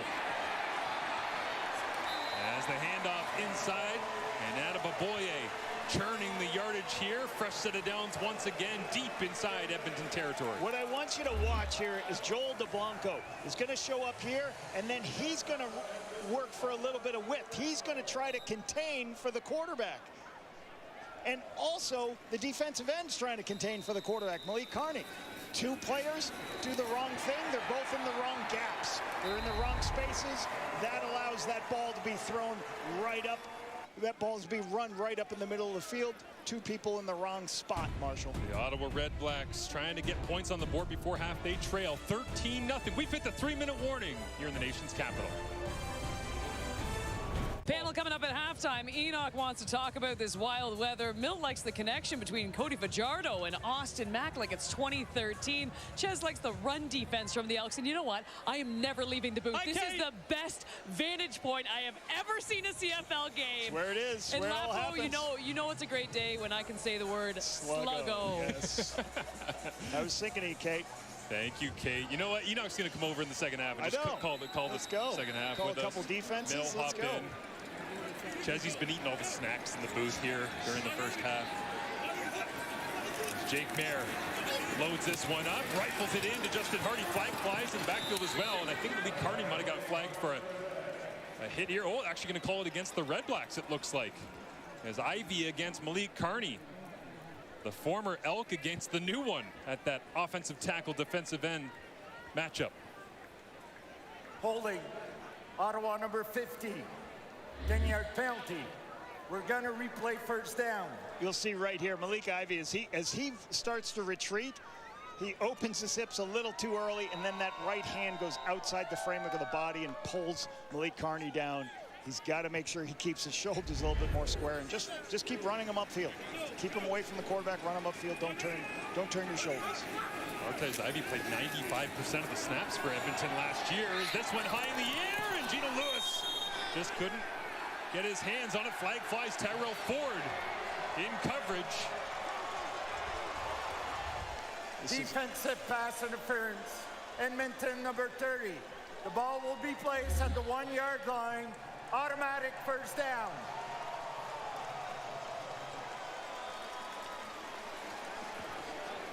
A little bit of contact right before. That's the problem with some of these short footballs. When the ball is going to be short, you're going back to get it.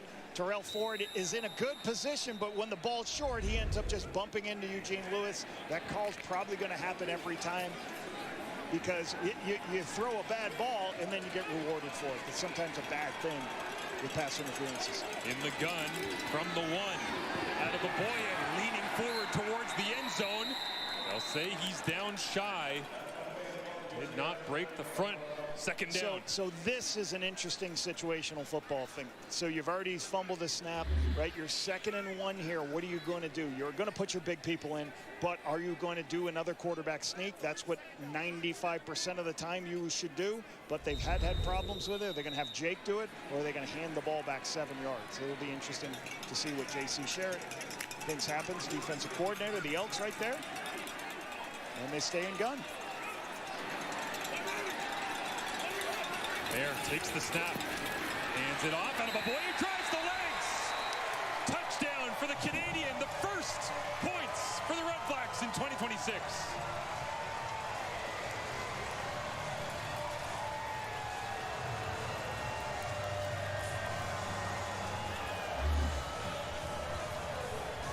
Good push at the front, point of attack. Drew Desjardins, excuse me. Dino Boyd, a couple extra tight ends in the game. Go ahead, put the ball downfield, downhill, in what we call the pistol. Keep your shoulders square, keep your legs driving, run over anything that shows up at the 1-yard line, and finish with your feet in the end zone. And cut a wood cookie for the first time here. New season, new start, but a reliable old running mate, Daniel Adeboboye, filling that backup role admirably through a variety of different roster changes, and immediately goes to work on special teams for coordinator Jeff Reinbold. But here's a look at the score. And Elijah Collins was the starter to start this game, had some problems. Daniel Adeboboye, very valuable player, goes in, gives his opportunities to make his plays. Redblacks inch themselves closer to Edmonton here. You feel like really much needed before reaching halftime. Put something on the board, get some energy going, because that locker room for the Redblacks at halftime, if there was a donut sitting there, that would have been a tough one, right? You're walking around trying to wake everybody up, fire everybody up, but now that's been done. You can go in and start planning for, okay, we saw what worked. How do we keep it going? Yeah, and a 9-play, 70-yard drive. That's what you need. They took 3 minutes off the clock and got them a touchdown. Yeah, they hit early in the first quarter. They got behind the sticks. They're in long yardage situations. Very hard to overcome that, especially with the weather. And then obviously we talked about the 3 turnovers they had.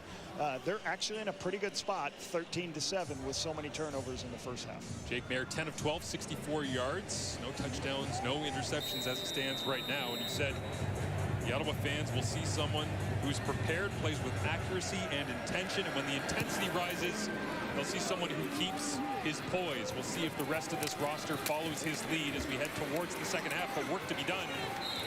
And they begin with a solid special teams effort against Javon Leake, as we see the Edmonton penalties helping out on the Ottawa touchdown scoring drive. Low go to the head that the replay center found out here. A little bit too close for J.J. Ross. Terrell Ford on the PI here leads to ball at the 1-yard line. Daniel Adeboye in. So a couple of crucial penalties for the Elks leads to this touchdown for the Redblacks. Anybody else having Tyson Philpott flashbacks on that underthrown ball on Thursday night? Montreal-Hamilton as the Alouettes squeak that one out. Follow my lead here, Lapo. 30-27 Montreal with the victory. Last night, Winnipeg 30-28 over Calgary. 30-29 tonight? Here What do you think? We get 1 point closer? Or? Big second half. Yeah. We'll find out as the weather is actually starting to settle in. It doesn't change the fact that the football on the field is absolutely drenched, but those iPads better be waterproof on the sideline. You see Aaron Grimes trying to watch you with DeBlanco. You're already in midseason form with lamination. I got lamination. I live in Ottawa. I know it's going to rain every game. Cody Fajardo was aware of the threat as well, said he was planning for it as flags fly through the Ottawa air. 6 illegal procedure. Edmonton number 68. 5-yard penalty. It remains second down. Jordan Murray at right tackle. You know, he's got to go out on the outside, so he's just trying to get, he's a little worried how much width he's got to get, and he just jumps the count a little bit as you see him sliding all the way out to Baldonado. I'm gonna lie, if I had 36-inch arms like Jordan Murray, I don't think I'd be worried about getting out of my stance quick. I can reach anybody. 6'8", 300 pounds. Played 4 seasons with the Ticats. Martez Ivey also 36-inch arms, so they took one tackle and sent him away and gained another one from Hamilton. And Jordan Murray is now, Fajardo has to tuck it, going nowhere, brought down. And Bryce Carter with his first sack of the season.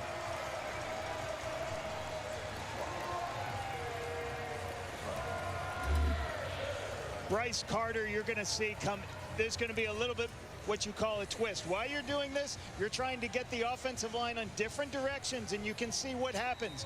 As O'Donnell moves to the left, he gets picked, and then Bryce Carter can come around. He has a free shot to the quarterback, so great execution on the twist by the D-line of the Redblacks. Cody Fajardo took a CFL high 40 sacks last year, despite taking over as the starter in the 8th week of the season. It's a big reason why they raided the Tiger Cats and their pass protection for 3 bodies at Woodmansey, Bordner, and the aforementioned Jordan Murray, but nothing doing that time as Cody hits the ground. And Ottawa gets the football back as halftime coming up.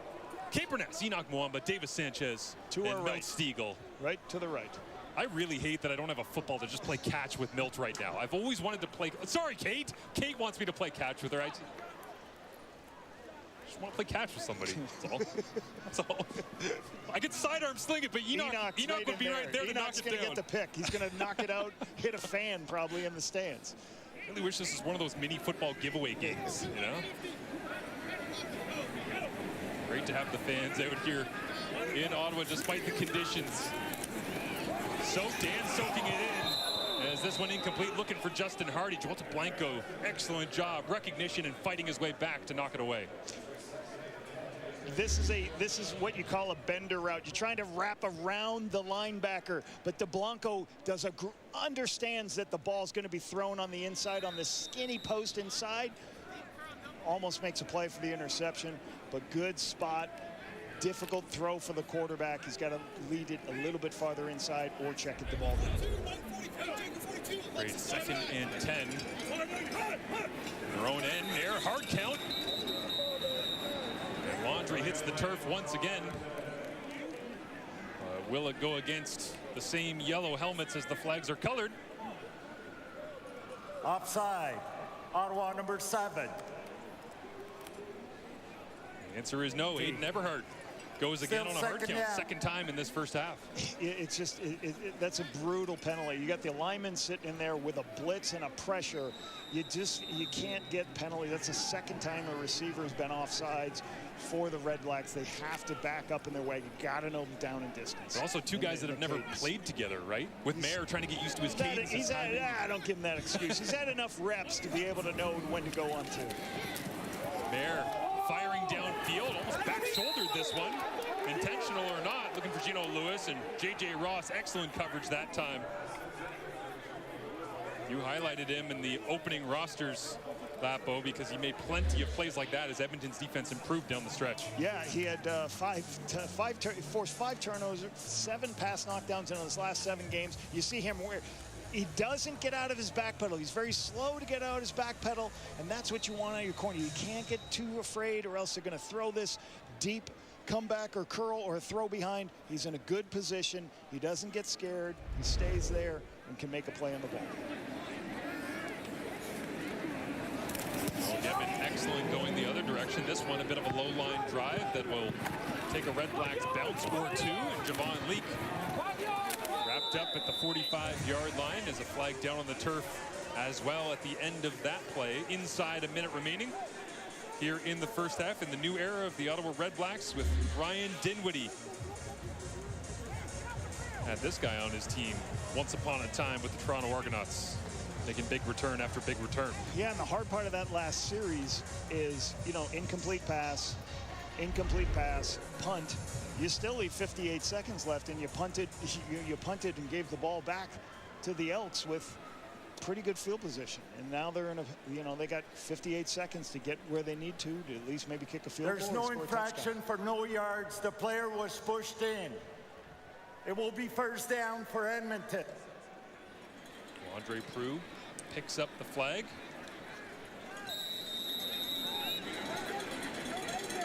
Off to a Geely defensive tackle digging in.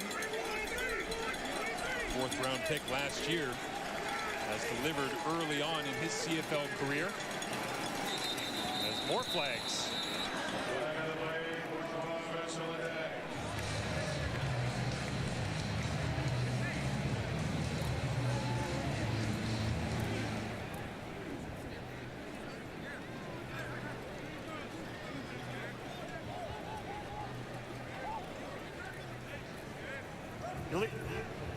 Illegal procedure, Edmonton number 53, 5-yard penalty.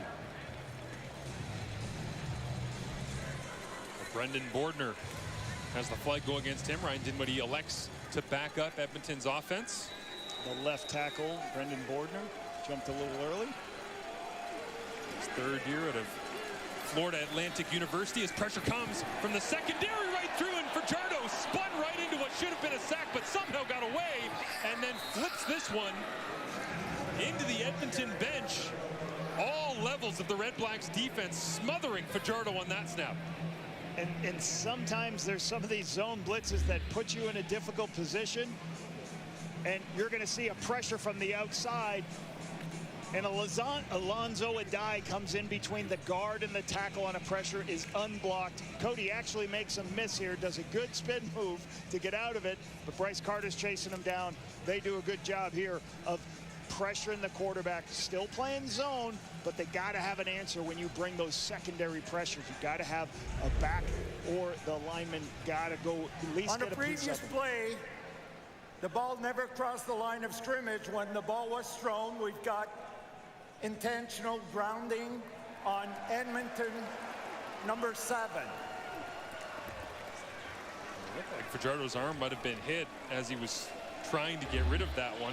We'll get another look at it here as he spins away, but yeah, the timing on Alonzo Adai. Line of scrimmage is a 21 right there. Okay, we'll roll it and go ahead. You see his Adai on the blitz here, and because it's an empty protection, the linemen are not going to be in a good position to be able to recognize this. Cody's trying to make the play, and it just looks like he's in that gray area where he didn't get the ball past the line of scrimmage. 4 receivers to the right of Fajardo as he looks for another screen and knocked down. Swatted away.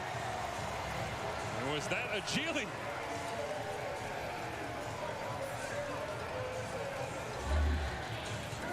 Okay, you'll see a screen pass that's going to leak out with a couple offensive linemen going, but Geely's going to recognize it, and especially when you have what these are called twists, you free up defensive lineman. He recognizes it, throws his big paw up there, is able to knock it down before the screen can be thrown. Right, you got to try to move your arm angle to try to get that screen pass out to Rankin, but it's hard because the backs aren't the biggest guys, and Geely's a big guy with a big hand up in the air. Mufta same build as Willie Jefferson that we saw with a couple of knockdowns last night, right? I mean, tall, lanky, little different, but. Big return by Khalil Pimpleton here.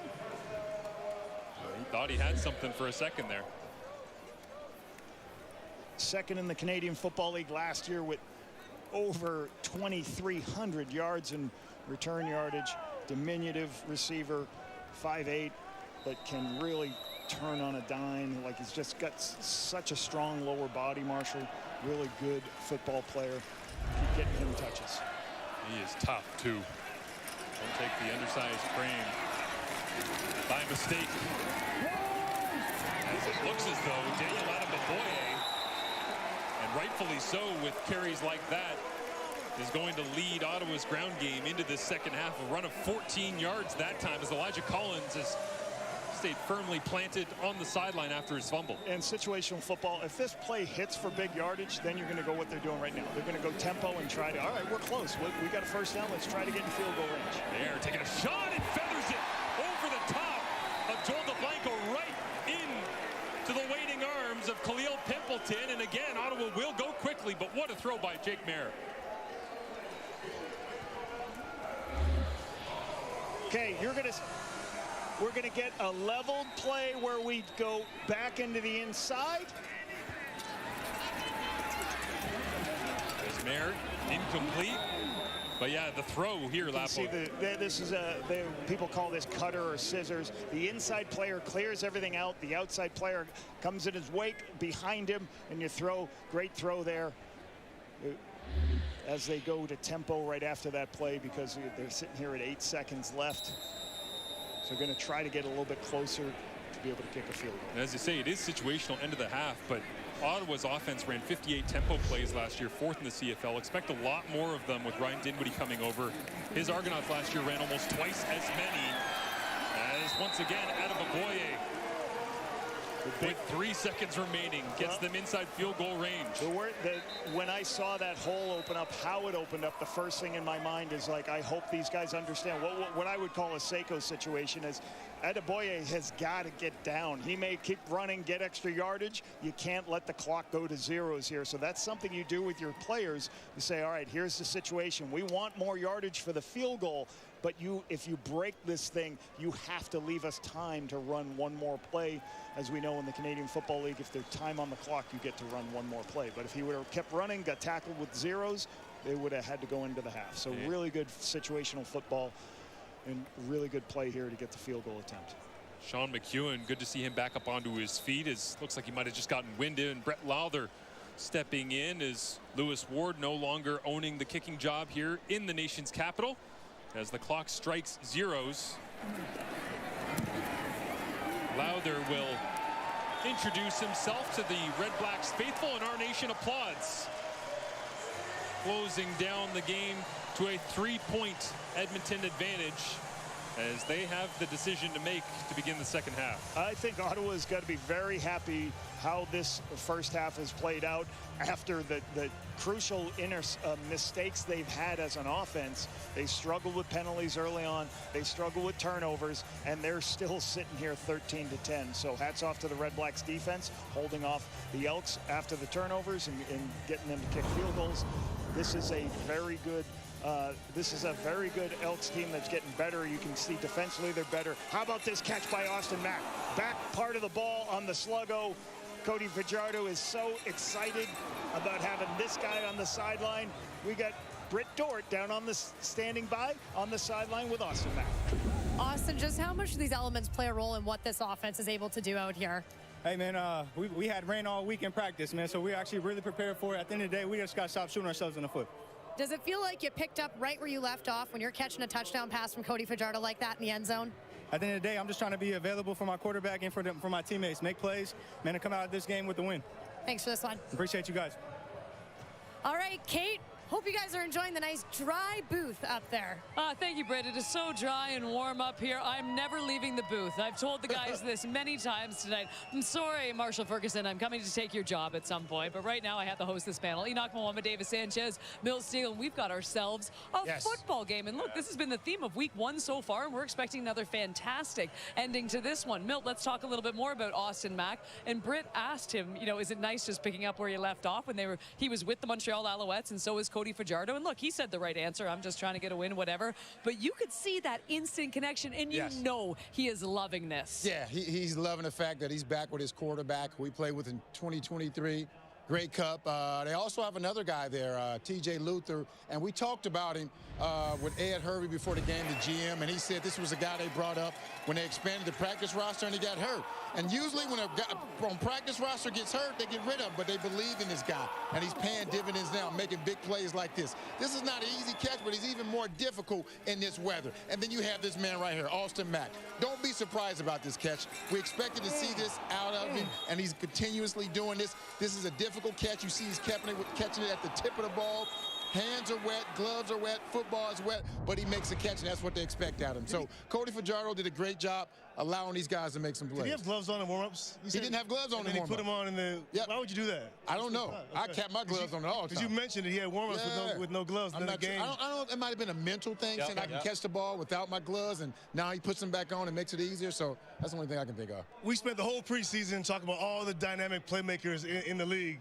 And then similar to playoffs, you get weather like this, and it's all about between the tackles. It's all about that physical run game and less about the X and O's. In the first quarter, it was Edmonton, and one guy in particular is their middle linebacker. And when Nick Anderson went out of the game, Ottawa had 8 rushes for 15 yards. And that's a grown man. He simply won that battle between the tackle box. He was all over the place. He had 6 tackles in the first quarter. Like I said, they had 15 yards on 8 carries when Nick Anderson went out of the game, and that was the difference. You saw Justin Rankin making plays in the run game, making people miss, and then on the flip side, he was shutting everything down. Now, the difference, the second quarter, you saw Adeboye change that, and they started to get things going. But that was the first quarter. Ottawa got physical. Remember, Ottawa's run defense, the #1 yards per game run defense, or yards per rush run defense in the league. So they're back to what they usually do. Listen, the most consistent theme in the first half was the weather.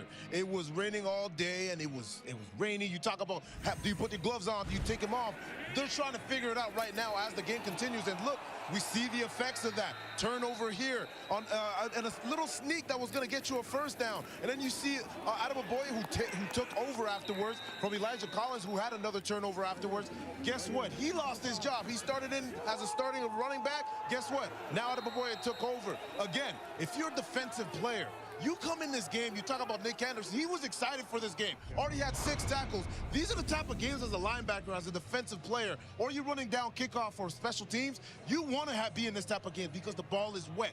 All you got to do is poke it out, and it comes out. You can create turnovers, and in this game, every possession matters. The weather is going to be a thing to watch. It's a huge factor. And by the way, too, no one wants to see Nick Anderson, injured once again. We have watched him to be injured for such a talented player. I mean, he needs to be on the field for the Elks. And by the way, let's give a little love to these fans. Yes. There are thousands of fans here tonight. Thousands. And it was a complete downpour. And Milt, we were looking at these guys and saying, this is dedication in the CFL. Hey, the Calgary Stampeders fans could learn something from this, huh? Oh, man. I mean, we got to go there in a few weeks. Redblacks. Well, maybe they'll sell it out when we're there, huh? Oh, Lord. In the rain.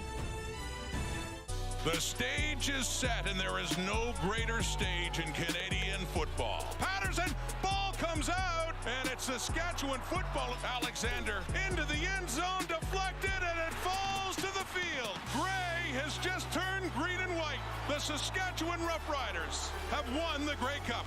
We're gonna celebrate.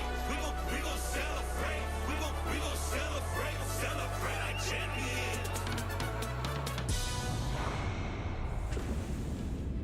I will admit, admit, it does feel weird to not have the defending Grey Cup champions in action in week number 1, but we will get to see the Saskatchewan Roughriders taking on the BC Lions, who will also make their season debut. That was wrapping up week number 2. We're going to be on site. That is the banner raising as well. It all kicks off with the Tiger Cats and the Blue Bombers and Toronto Argonauts. They welcome back Chad Kelly under center, taking on the Montreal Alouettes on Friday Night Football. So I just mentioned the 3 teams that we haven't seen in week number 1. Milt, who are you looking forward to the most? Toronto Argonauts. And Chad says I need to stop talking about Chad Kelly controlling the East. I'm going to talk about it. But they brought back some dogs on offense. Ralph Holly, Deshaun Amos, who I think is one of the better halfbacks in this league. He's always disrespected. And, of course, the party starter, baby, Darius Pickett. So they have to be excited about what they can do on defense. But we know who controls that team, Chad Kelly. And I'm going to say it again. If he plays well, this team has a chance of making the playoffs. But if he stinks it up, their first 6 games on the road, they also can miss the playoffs. So I'm excited to see what they can do. Yeah, I'm going to go with the BC Lions Saturday night going into Rider Nation. I mean, the reason why I'm taking BC is because they're playing the Riders, defending Grey Cup champions at home. And look, that Riders team is loaded, playing at home in front of that crowd on opening night. And we know what kind of talent this BC offense has. There's no question to me. And we're going to be there. There's no question. That's the game to watch. The 2 heavyweights going at it in Rider Nation. Heavyweights indeed, and they're going to be going against the defending champs. The Saskatchewan Roughriders, to me, are the interesting team that I'm going to be looking at. Because, look, they just won the Grey Cup. They're coming back. This is the toughest. What's the hardest thing, Chaz, after winning a Grey Cup? What's the hardest thing? Win the next one? Winning another one. Why didn't you ask me that? You did it yourself. You can't, those are our jokes. You can't take those from us. But you got to look at it, especially they're not a one-trick pony. They have a lot of weapons and they have a lot of consistency. Malik Carney is gone. How is that defense going to fare? I want to look at that. I'm with you too. Not that I don't want to see how Chad Kelly looks after. See, I can't get over that. That's our joke, Milt. You can't take our joke. That's our only joke. You make fun of yourself. The running It's joke. like Eminem. You got to beat him to the punch. Exactly. Well done, Beagle. We got ourselves a football game in the nation's capital. 8 Mile. Welcome back to Ottawa as a tight matchup between the Elks and the Redblacks. Nothing shocking about that, as each of the last 4 matchups between these two has been determined in the last 3 minutes. For Ottawa to get the victory, it's head coach Ryan Dinwiddie who needs to step in and set the tone. He's alongside our Britt Dorr. Coach, what is the challenge calling plays when you're dealing with moisture like this? Yeah, just try to get the guys in athlete space, right? Get them in space. And, we got to get the run game going. We try to do some of our short yard stuff backfired on. So we'll spread it out a little bit. What more do you want to see from your defense in this half? Let's go get a turnover, right? We just got to stop the run, keep them in second long. I think when we're in second long, we got them off the field for the most part. So they're flying around making plays, but we got to make a play on defense, change the game. Thanks for your time, Coach. Thank you. The 2025 Ottawa Redblacks lost their first 2 games on the way to a 1-6 start. And here in 2026, 5 of their first 7 are at home. And their first 2 games right here at TD Place against the only other teams in the CFL last year that failed to reach double-digit wins. Edmonton, and then 2 weeks' time, after a bye week next week, they face the Toronto Argonauts, Dinwiddie's old team. Yeah, and the Elks were 2-0 against Ottawa last season. You know, the big thing, Ryan just talked about it, like, they have 3 turnovers offensively. They need to get some takeaways on defense to even off this turnover battle. And for the Elks, 11 penalties for over 100 yards, 107 yards in penalties. They have to clean up their penalty situation. Isaiah Knight, the former UBC Thunderbird, takes the kickoff return out close to the 40-yard line, and Cody Fajardo hits the turf once again here for the second half of action. Cody was 10 of 16, 116 yards passing. Both teams are taking these short underneath passes. He's had to use his legs at times because of some of the pass rush that's getting to him, but then he's got the opportunity. He has one explosive play on the outside, and then the touchdown to Austin Mack. So not a lot of explosive plays for either football team, but Cody's done a good job getting his completion rate up high. They just got to make sure they get more opportunities with explosive plays. Skylar Griffith in motion, fullback tight end, as they'll flip this one backwards. Javon League trying to get him a touch early on, but wonderful job flying out from Shakur Brown. This is actually a run play. Once again, you're going to see two offensive linemen go ahead. You go ahead and roll it, guys. Two offensive linemen are pulling to the right, but he's going to take the screen on the outside. You have to, as a receiver, understand that the DBs are watching in the backfield, and you got to be ready to block. You got to be ready to block right now. Great effort by Shakir Brown coming up and making that stop. Goes backwards 4 yards. 2nd and 14 from the Elks. Own 19. Fajardo climbs the pocket, checks it down underneath. Finding some clear space. Running is Justin Rankin. And the explosion of Justin Rankin on full display to open up the second half. Cuts it back with 5 Redblacks. Finally bringing him down to the turf. This is a check down all the way. You have 2nd and 14. Ottawa drops everybody into coverage, and they rush 4 people. What does Cody do? He's like, I don't have anybody to throw. I'm not going to turn it over, but I'm going to get it to Rankin. Then he makes 1 miss, makes a 2nd miss. Great blocking on the inside by a couple of the receivers. And then he starts getting enough space to continue to create another explosive play. So check downs, he turned 6 yards into 60 yards. They went 63 big ones. How about that? I knew it was 60 yards. For Justin Rankin. That's just a term I use, 6 to 60. But inside handoff goes nowhere on first down here. But in all reality, he says he wants to go 1,000 and 1,000. Well, you rip off a 60-yarder once a game. That's not unrealistic for Justin Rankin to do something special.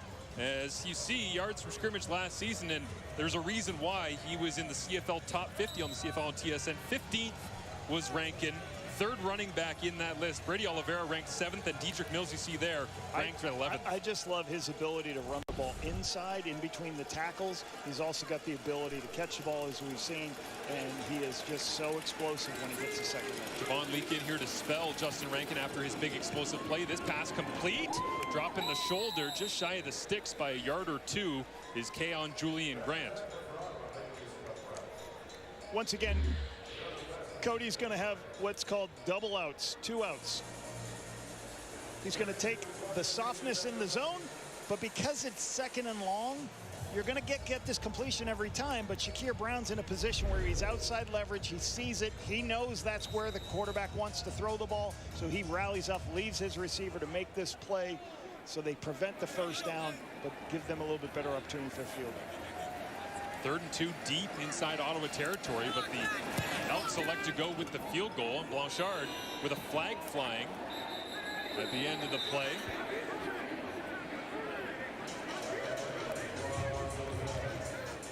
Field goal is good for now. Andre Cruz sorting through the side effects at the end of this one. Regardless, Mark Killam is a fan.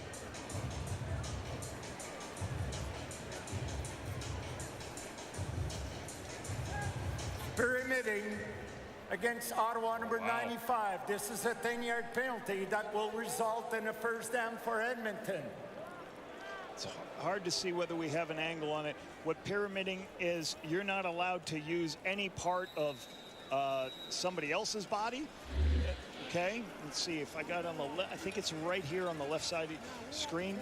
You're not allowed to use any other person's body or the defenders to try to jump up and extend yourself to make a play on the block. Oh, big call right there as Baldonado has it go against him. And so Edmonton's offense to the outside, it's Cephas, and pushed it out of bounds at the 5-yard line.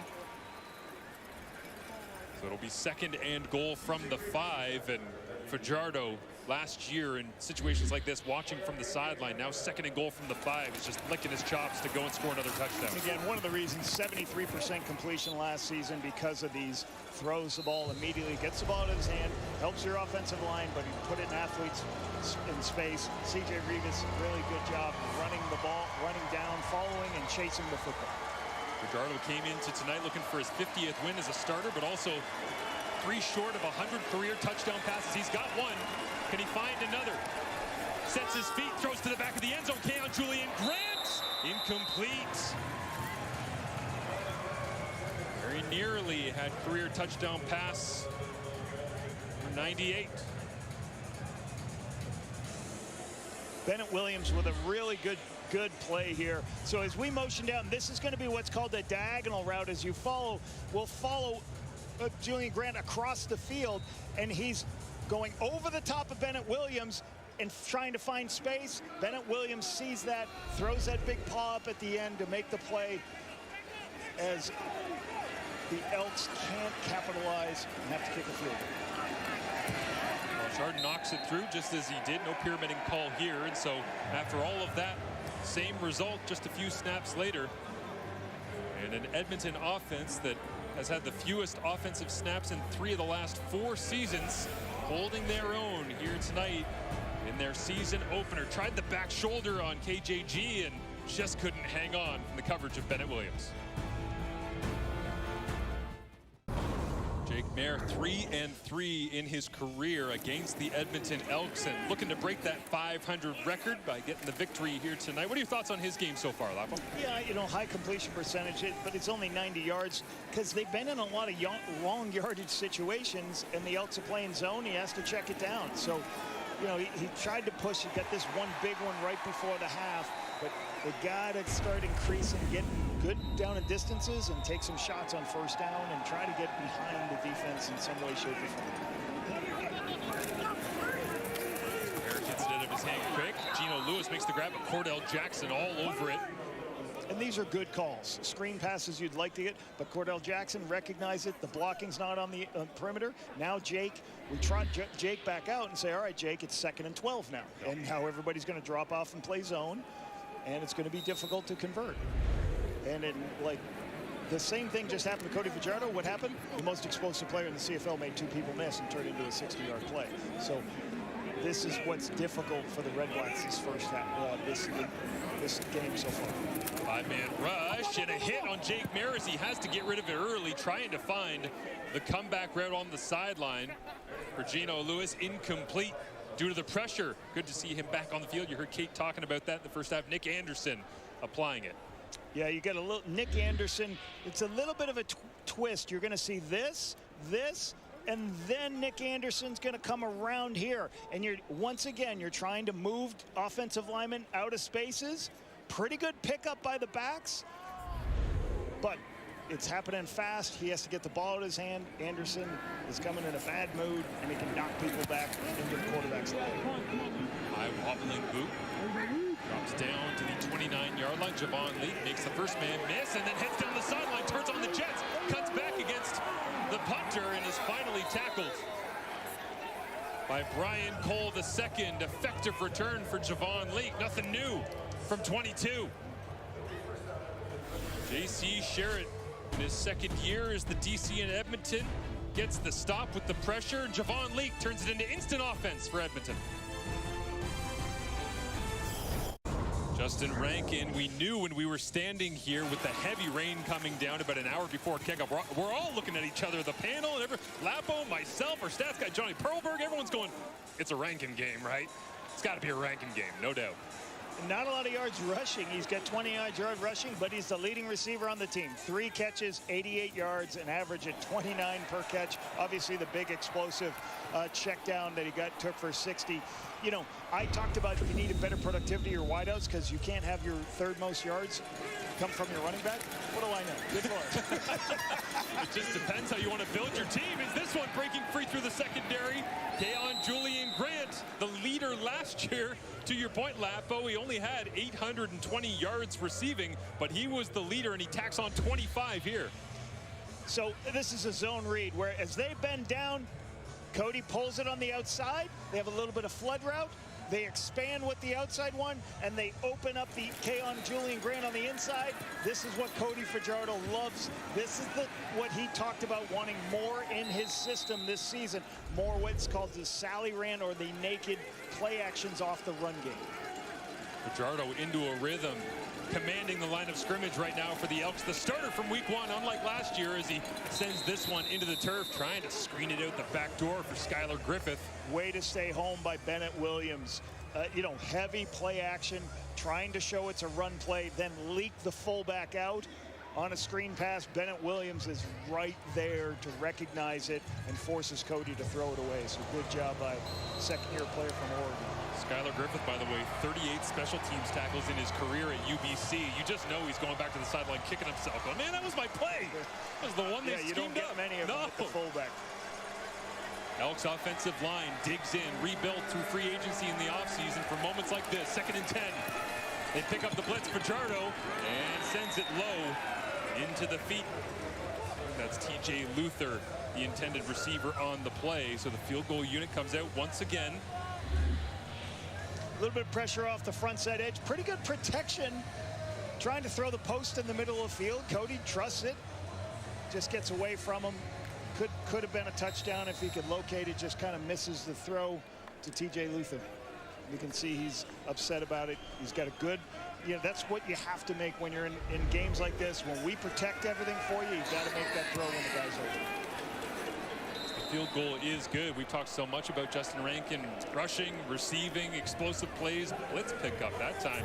Excellent as well. But Fajardo off the mark. So the double E, they settle for another upright splitter from Vincent Blanchard. 19-10 Elks halfway through the third. Coast City. I'm sure that'll be easy. It'll be straightforward as this. A big burst out of the backfield from Daniel Adebaboye, continuing his stellar night. Was supposed to be splitting reps with Elijah Collins, but continues to rip off chunk after chunk. This time 30 yards for Adebaboye. Outside zone plays. What you're trying to do is stretch the defense and find a crease for Daniel. You widen the defensive end. He jumps inside. Really good push by the O-line. The receiver's blocking downfield. Huge, big, explosive run for the Redblacks. Daniel's excellent at running these outside zone plays because he has the patience and the ability to make one cut. Quickly to the line of scrimmage they go. Is Jared Brinkman stepping in, trying to limit the damage, and goes kind of without saying, but kind of under the radar at the same time. Giordano Vaccaro in here at that right guard spot. We talked about him in the first half, and we're seeing Adebaboye going 15 to the left, 14 to the right, 30 to the left, 22 to the right. And you got your first overall draft pick playing in there at right guard. And there's some injuries to Zach Pelios, who was a first pick overall a couple of years ago, and that allowed Vaccaro to get enough reps for them to say, hey, we love both guys, but we're going to give Gio the opportunity. This time Adebaboye has to try and pass protect, and he might have whiffed a little bit. The pressure came right through the middle. Looked like it might have been Malik Carney ripping around the edge as he and Martez Ivey continue their.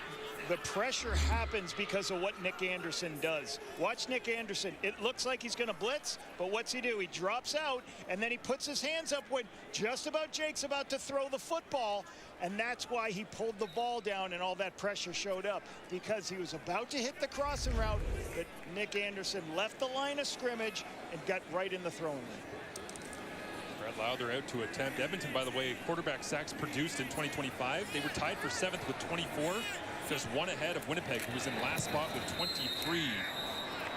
As whistles sound here before the kick goes through. Brett Lowther's asking, Ottawa number 33.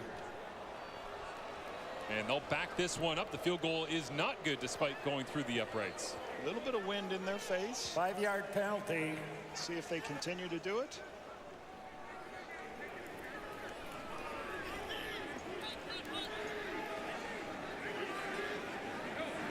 Elks pass rush.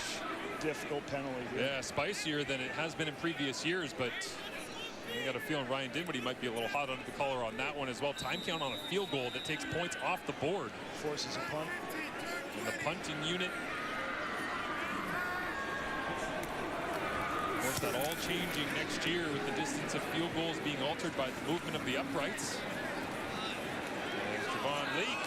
Lets this one roll in and through the end zone. And out the other side is Leake celebrating his response. And special teams coordinator Jeff Reinbold not happy with the delay at the line of scrimmage. Getting another look at Cody Fajardo in an Edmonton Elks jersey, and it almost wasn't. He said he actually pondered hanging it up for good and calling it quits on his CFL career. Had plenty of conversations with his wife about it, and then he went to the organization and had great conversations with their GM and their head coach, and he really liked the direction that Edmonton was heading, and he felt like I couldn't hang him up and leave it on a season where we didn't make the playoffs. I still feel like I have lots left in me. So he wanted to come back. And he also said, don't get me wrong, this doesn't mean this season is the farewell Cody Fajardo tour. Said I'm going to take it game by game and year by year. So still could see lots of Cody Fajardo, guys. Yeah, absolutely. And he also, was somebody that went into the offseason saying, what are we going to do? And they said, well, we're going to go and get a bunch of offensive linemen. We're going to protect you better. We're going to get Austin Mack. I'm going to say a little bit like, hey, I'm not sure if I'm coming back. Or you know what brings him back? Starting quarterback salary in the Canadian Football League. That's what keeps him employed, saying, I'm going to come back and keep playing. Come on. Toss to the outside here. Maybe this guy kept him coming back as well. Justin Rankin, knowing he had a talent like this. Out to the Edmonton 54-yard line, and Rankin continues to rack it up. Let me show you what Rankin can do and why it's difficult. The toss play is going to go this way, and you're not trying to reach people. You're trying to stretch and then take it north-south. As everybody's running to the sideline, waiting for Rankin to go make a play, they block down, pull around, and create the space because everybody's running to the sideline. It's what you call a pin and pull scheme. You separate the defense and you get everybody running, and then he gets up in north-south, the space he needed to get a big run. 6 offensive linemen in here for the Elks. They do that more than anybody in the Canadian Football League last year. It's play action, flip it out. TJ Luther makes the grab, goes for a gain of 7 or 8. As Justin Rankin, elusive as ever. This is 2025, and you see where he ranks, making people miss and also averaging the highest amount of yards before contact last season because there was a lot of movement on that front. Trying to road grade for him, but as soon as anybody got into threatening to tackle, he has the ability to dance away. You've seen it all night. Austin Mack splits to the top of your screen. Now motions back down in. And Fajardo throws to the right. Brendan O'Leary orange, and they decide to throw it on 2nd and short. It pays off. First down, Edmonton. Brendan O'Leary orange, very intelligent, very smart, understanding what's happening. Because you're going to see a pressure off this edge. O'Leary Orange isn't in the screen yet, but he's going to show up and he's going to replace the blitzer. Cody sees it immediately, throws the ball before the linebacker can get there, CJ Rivas. So that's good instincts on a veteran receiver, sitting down in the zone and being ready for his quarterback while the blitz is happening. Fajardo 9-1 career against the Ottawa Redblacks, has hands it off to Justin Rankin here. Niles Morgan, been a little bit since we've said his name, but got a feeling number 1. Nice tackle. Redblacks uniform never going to be far from the football this season. As a coach, you always talk about, go back to Rankin and talk about this. You talk to your scouts like, hey, I want a tailback who's patient on inside zone because we run so much inside zone. I want a tailback who can catch the ball. I want a tailback who can protect. Oh, and by the way, I want this guy to be able to be explosive and run with the football and get big yardage. That doesn't happen often. No. This kid can do all of those things. That's why he's so special. Fajardo over the middle of the field, up for grabs, Austin Mack. And CJ Rivas, equal opportunity at the football.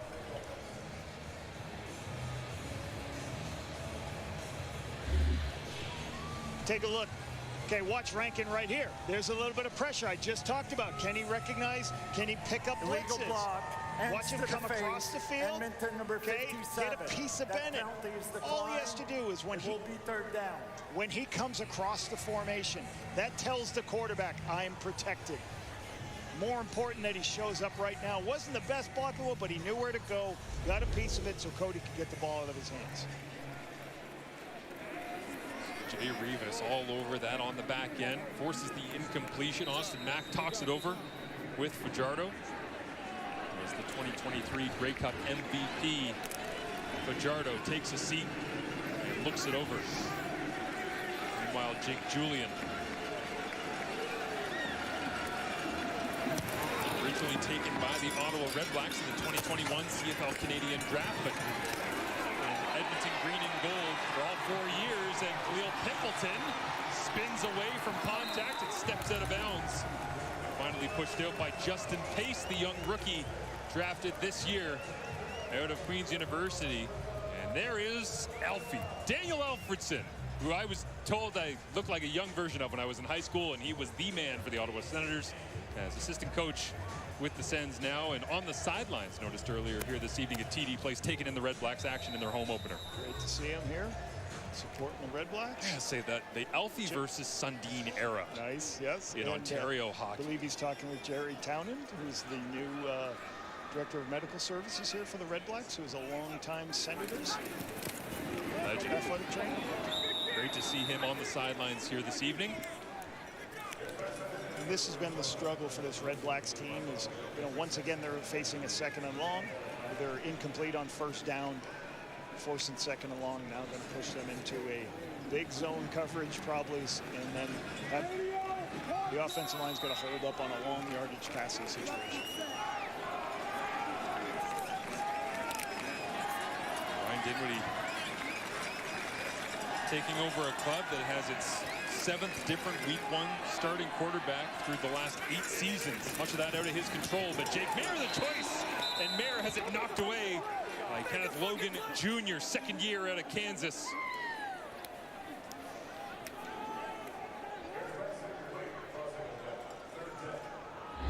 More pressure coming. One rusher, second rusher. Kenneth Logan is going to be the free rusher. One of these defenders is going to drop out into zone, but Kenneth Logan is free. Jake's trying to throw through it. He's got to move his arm angle because he ends up throwing. Kenneth Logan's right there to knock the ball down. Well, Noah Getman hammered this one down to the 10-yard line, and somehow Javon Leake with a 16-yard return after a 61-yard punt. And Jake Mayer in the third quarter, as I said, the 7th different starter for the last 8 seasons for the Redblacks, and he's 1 of 5 for -1 yard in this third quarter since coming out of the halftime break. And unfortunately, there's a lot of similarities here. If you want to play the match game, you can go Harris. I see an Arbuckle on a couple of those. Well, I was in for a couple of these, Matt Nichols, Jeremiah Masoli in my time there. And both these organizations have not been to, have kind of struggled with playoff appearances. It's because of how much change at the quarterback position they both have had. 7 quarterbacks in 8 years for the Redblacks, 6 and 7 for the Elks. Week 1 starters. Solidify things with Fajardo and Jake Mayer at this point, and Drew Brown watching on from the sidelines here this evening. Also thought it was interesting as I made my way into the stadium about 3 hours before kickoff today that it was actually Taylor Powell, who's the new backup for the Edmonton Elks, just sitting having a nice conversation with Drew Brown on the benches before, and you imagine that conversation for both of them is kind of like, yeah, this is what it is, man. But at the same time, that was Jake Mayer a year ago in Saskatchewan. Yeah, and Taylor Powell was somebody that the Elks went out and said, hey, we want somebody that we can possibly be the future with Cody Fajardo. They really liked what they saw from him in Hamilton. They were able to go out and recruit him to be part of the organization. Play clock low, but Fajardo got it off and away as TJ Luther hacked down as the corner flies up. Demario Houston takes away the legs of Luther. That is it for 3/4 of play as the Elks opportunistic defense trying to take advantage of opportunities Ottawa's given them, but the Redblacks fighting in. We got a 9-point ball game headed to the 4th quarter to round out week 1 in the Canadian Football League. The numbers after 3/4 of play here in the nation's capital, as you see 237 passing yards for Cody Fajardo as he is the week 1 starter for the Edmonton Elks. And as I said, going to break the opportunistic defense of the Edmonton Elks with Ottawa serving it up for them. 3 turnovers at that point. That was interesting this week. Ryan Dinwiddie said, if you take what they give you, eventually they'll let you take the game. Well, it feels like Ottawa in this 4th quarter lap was going to have to go and get it. Yeah, they're going to, like he talked about at halftime, we got to get some takeaways because we've already had 3 turnovers. The problem is the Elks were the best team in the Canadian Football League at not turning the ball over last season. So, Cody knows where to go with the football. He's getting the ball out of his hands quickly. So it's making it difficult for the Redblacks to get some of those takeaways they need to create a short field. Again, all the talk about the quarterback decision with Jake Mayer being named the week 1 starter. And he did say this week in the 4th quarter when the intensity rises, I hope the Redblacks fans will see someone who keeps his poise. I don't doubt that Jake Mayer is going to keep his poise, extremely self-aware, but will he be able to light a fire under this offense when they need it the most, down 9 to start the fourth quarter. He'll watch as Cody Fajardo in those 237 passing yards go to work on 1st and 10. Cody adds to it. And a flag flies in well in the defensive backfield, but looks like wrapped up high around the helmet and face mask area. Little hitch from the number 2 receiver coming underneath. Major foul. Unnecessary Luther. roughness. Ottawa number 6. 15-yard penalty from the end of the play. So DeMario Houston has to understand this rule. A receiver is in a defenseless position where he can't see the hit. You're not allowed to go below the knees. So that's what this was a rule change last season, where you have a low player, a player's defenseless, he can't see, and then you go through his legs and below his knees. That's going to be a penalty every time. Once again, a player's safety. And this is the hard part for Cody Fajardo. High completions, putting you in good situations. Then a penalty ensues. First down, almost in field goal range. Redblacks D-line digs in. Handoff. Justin Rankin bounces it to the right-hand side. Excellent open field tackle. Bennett Williams, excellent. That's one of the most elusive guys we talked about. Missed tackles earlier on in this ball game with Rankin, and not going anywhere with Bennett Williams here. Yep, Rankin just following the big offensive lineman as they pull 2 linemen to the field on a counter play. Splits the defense, gets north-south.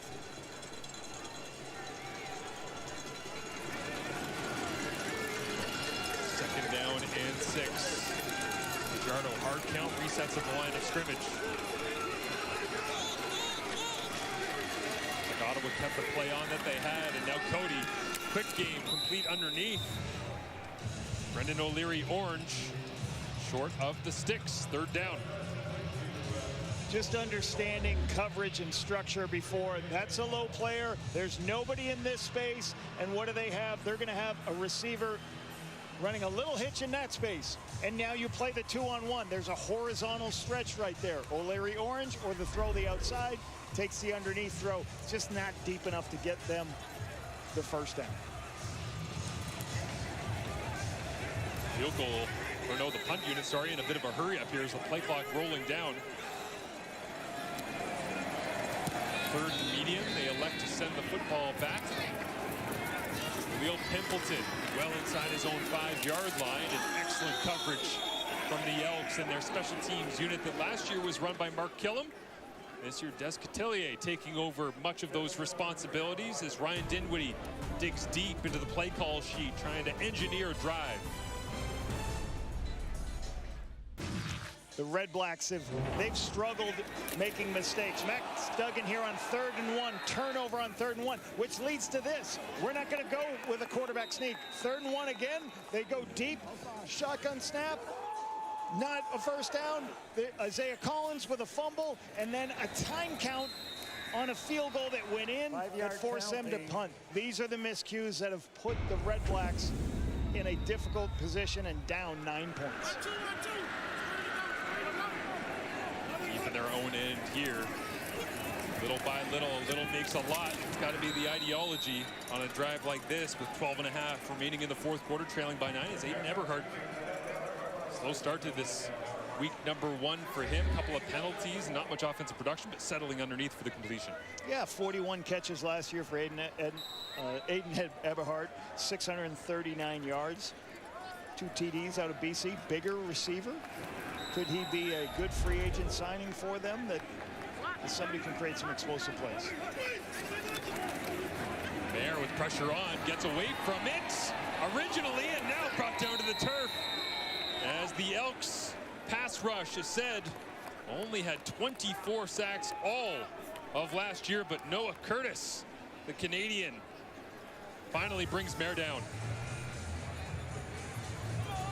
Noah Curtis missed a lot of last season. You see here, right here, second from the top, I believe, will be the first in to create the havoc. They do bring a linebacker. And then there's pressure off the edge by both defensive ends. Jake can't find the throw on the outside. Very nearly So Redblacks bounce, and Javon Leake spinning the wheels and trying to get some speed going the other direction.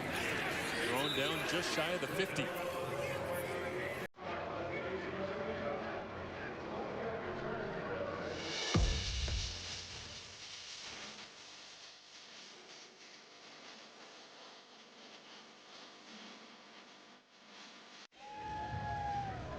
As the Edmonton offense gets the football back. Noah Curtis. The knee is back. This last season. The knee is back, yeah. We can tell it's in full mobility mode. Great to see players coming back, getting healthy. Which, by the way, Darian Newell, disappointing to see him get injured in training camp for the Elks on that defensive line at Queen's University. Will now miss what looks like the first 2 seasons of his time in the league. Is Justin Rankin making every single ounce of excitement possible squeezed out of this Edmonton offense. Touchdown, Justin Rankin. 61 yards to the end zone.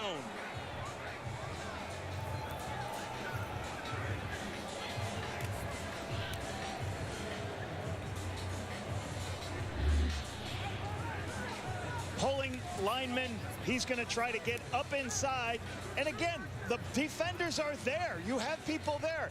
Allen is right there, misses the tackle. C.J. Revis can't bring him down because of the speed, and then it turns into a foot race, and he's not going to miss many of those. He's not going to lose many of those. So 2 missed tackles against one of the best, most dynamic players in the Canadian Football League. Justin Rankin leads to another explosive touchdown for him. Last night, specifically the first half, Calgary-Winnipeg. Dedrick Mills against Brady Oliveira. Felt like we were watching the 2 top backs in the CFL go punch for punch. I think Justin Rankin is going to have something to say about that conversation all season long. Opening statement confirmed from number 5. Justin Rankin tags another one on as he's got 2 60-yard plays in this ball game. 63 yards earlier, and this 61-yard touchdown spinning away from initial contact. And as I say, the best running back in the CFL conversation, it might not just be about rushing yards the way this guy is playing in week 1. Yeah, and you know, when you talk about that 1,000, he's certainly showing up tonight, being able to do it. And it's on simple plays. Checkdowns, making people miss. Has a guy dead to the A.J. Allen has him dead to rights in a hole, can't make the tackle because he spins out of it. Dynamic player. Just keep feeding him the football, protect the football with Cody Fajardo, you'll win a lot of football games. How better they've gotten defensively than they were 1 year ago. Yeah, absolutely. As Khalil Pimpleton returns this one down the sideline, it has been a fantasy night for Justin Rankin, and if you have him, you've probably been smiling ear to ear in CFL fantasy. 12 touches, 196 yards, and a touchdown. So whoever, picked him up, good decision. Which is going to cost moving forward, though. I mean, you're basically getting a receiver and a running back. You know, and that's, you can win a lot of football games. Cody Fajardo protecting football, getting him the ball, and getting takeaways like this Elks defense has tonight. Jake Mayer completes this one to Geno Lewis, and for Jake Mayer, it's all about just trying to create first downs at this point, right? Try to give yourself an opportunity down the stretch, down by 16 points, but you can't get 16 in one play. Yeah, they're going to go no huddle now, and they're going to try to call their on the line of scrimmage stuff and put them in a position to be able to get some points on the board. Yeah, Daniel Adeboboye turning the legs as he's been doing all night into Edmonton territory. It's a first down. And there is an injured Elk taking a knee just for a moment in behind the play. Looked like Jordan Williams. Yeah, big defensive lineman Jordan Williams needing some attention from medical staff, and so they will tend to him. Edmonton defense sorting out exactly what style they want to take on with J.C. Sherritt as they bring back a lot of players, decent amount of continuity. Joel DeBlanco getting a good opportunity last year with having the absence for a decent period of time with Nick Anderson. Pass rush upgraded. Malik Carney, seen him earlier on tonight. Cordell Jackson into his second year, same with Kenneth Logan. J.J. Ross on the corner. It's a good unit. It'll be a big part of the Elks bouncing back this season as Eberhardt on the receiving end. Cordell Jackson the closest, but Aiden Eberhardt coming to life here in this second half. Takes a seam pass. What's a seam pass? Right down the hash mark in between a zone area. Aiden Eberhardt's big target. You just throw it up to a spot, let him come down, make the play. There, quick game, incomplete. Don't see that very often from Justin Hardy. Haven't said his name in a little bit as well. Not used to that. The drop on the hitch pass. Just in and out of his hands. Didn't see it clean into his hands. Came into tonight thinking maybe Justin Hardy was going to have a massive night because he was watching fellow Eastern Carolina alum Tyler Snead go crazy for the Alouettes on Thursday, and he was going to say, oh yeah? 1,000 yards last year. 8th in the Canadian Football League for Justin.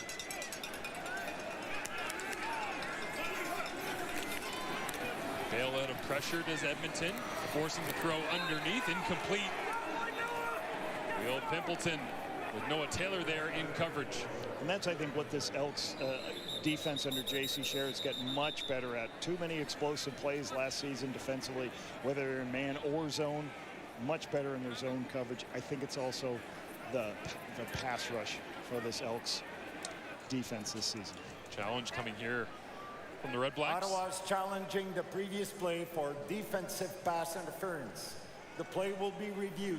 I don't think Ryan Dinwiddie asked anybody whether or not he should throw the flag on this one. I'm the head coach and general manager. I'm standing on the field. My team is down by 16 points. I saw it with my own eyes. I'm ripping this thing.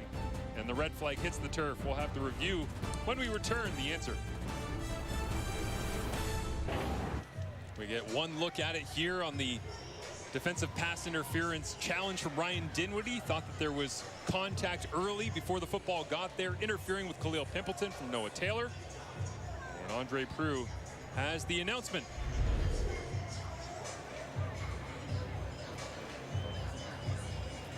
Upon review by the replay center, the ruling on the field stands. It will be third down. Ottawa's charge a timeout, and they're now out of challenge. Nice play by Noah Taylor here. You know, like third-year player. He can play a lot of spots in this defense. I've enjoyed watching Noah Taylor. North Carolina player, and can play in space, but also can rush the passer and do really good things. It's a big body, right? Yeah. To be dropping into coverage and covering backs. Yeah. Multiple layers all over the place. Brett Lowther made from 35 earlier on. And this one through the uprights as well. Not the desired results for the Redblacks drive, but points on the board nonetheless with 8:11 remaining.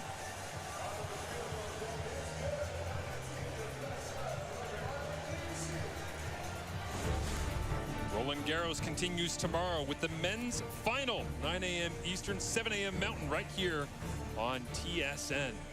You ever play on a clay court? I've never. I've always wanted to. Yeah. I grew up watching Nadal sliding around and ripping lefty backhands. I'm a hardcourt guy by heart. Hardcourt? But not by choice. Are you a pickleball guy? I've heard the ACL tear rate way too high for pickleball. A little scary. Inside handoff. The Elks go back to the ground game. Expect them to continue pounding it. We're going to get a lot of this now. Yep. Just keep pounding the ball inside. Go inside run, try to create some space. Well, we've mentioned some of the upgrades and some of the changes to the offensive line. Mark Cordy goes to the sideline there because he was in with a 6 offensive lineman set. And Edmonton last year, 41% of the time, they were in 6 offensive linemen. When Tommy Condell was here in Ottawa as the offensive coordinator, now in Winnipeg, Redblacks ran that 6 offensive linemen just 7% of the time. So, you know, most versus least from last season, obviously changing with Dinwiddie, but Edmonton, bread and butter is bringing the extra bodies. As this one completed, flag flies as well. But I bring this up, Lapo, because in training camp, it was a conversation of, well, the Elks have way too many offensive linemen, right? They got to cut somebody. They got to cut 2 guys. They can't keep everybody. You're paying them too much money. Well, depends how you want to build your roster, right? Face mask. Ottawa, 15-yard penalty enforced from the end of the play. Automatic first down. Yeah, that offensive line, you know, obviously they brought a couple of guys in. Like Jordan Murray, Brendan Gordon from Hamilton. Carter O'Donnell was a huge signing for them last year. And then, you know, David Beard, Mark Cordy. Like, Mark Cordy started in this league in a number of spots. So you have him as your 6 with David Beard. Coulter Woodmansey makes a good group, and then that's what they want to do. They want to be physical up front. They want to hand it to Justin Rankin. They want to protect Cody.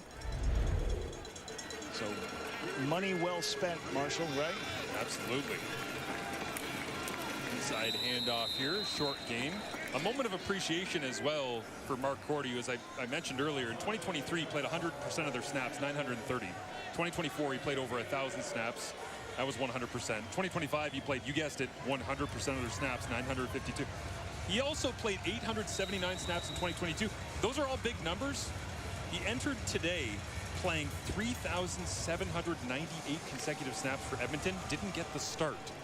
The last time he missed a snap for Edmonton since signing there was for his own wedding.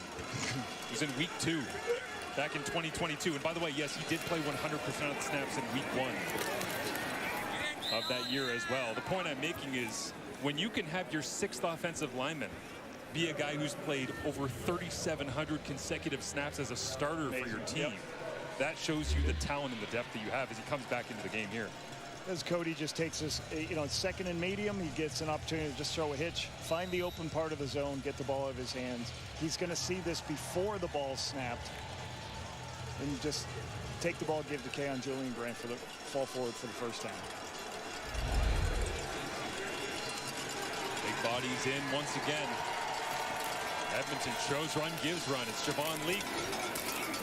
Good job by the Ottawa front this time. Mike Wakefield Jr. right in the middle. Somehow Bennett Williams has been in on just about everything tonight. Doesn't matter where it is on the field. As you bring those extra offensive linemen in, you're going to have to force the defensive backs to play inside the box. You can see the 2 extra offensive linemen in the game. Now you bring a receiver in. You just keep packing more bodies in. Well, that means the DBs are going to now have to show up and start playing closer to the box. You're doing that to create longer edges, and you're trying to make sure that nobody can beat you if they rush, if they blitz more people than you can protect in the run game.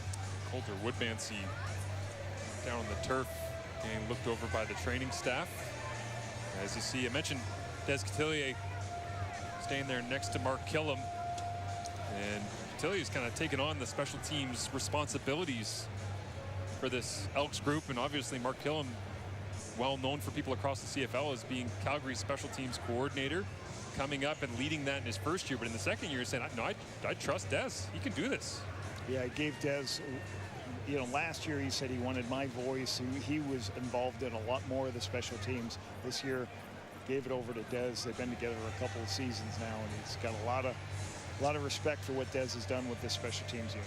I hate to see that for Coulter Woodmansey in his first game for the Double E here. As he gingerly makes his way to the sidelines. And we get a look at likely getting rolled up on, as we say, with all of this big bodies up front. Lapo, there's inevitability that the odd time there's going to be bodies that roll up into you. You can see right on the left part of your screen. And again, that's one of the reasons usually your offensive linemen, all your offensive linemen, whether they've ever had a knee injury or not, you put knee braces on. You want them all wearing knee braces, just because sometimes you're going to have your feet up and somebody's going to run into you and knock you down. I hope to see Woodmansey back on his feet for the next Elks game, which is week 3 with both these clubs having a bye week.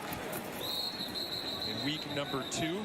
Well, we had a weird play right there. I thought it could have been an offsides, but then we had Mark Cordy's helmet came off. Second time Cordy's lost his bucket tonight. Yeah, and then when your helmet, if you take a look at the center right here, okay, take a look as we start, okay, as he's going, there's a hands to the face. Yep. The helmet comes off. He can't play football once the helmet comes there, and that probably should be a penalty on the Redblacks. That's that's a dangerous position to be able to put the hands to the face defensively. 65 puts the lead back on, snaps up the chin strap, and help protect on the field goal attempt from Vincent Blanchard. And it is good. Money as flags come out at the end of the play. Official was watching on with a little battle in behind the field goal attempt.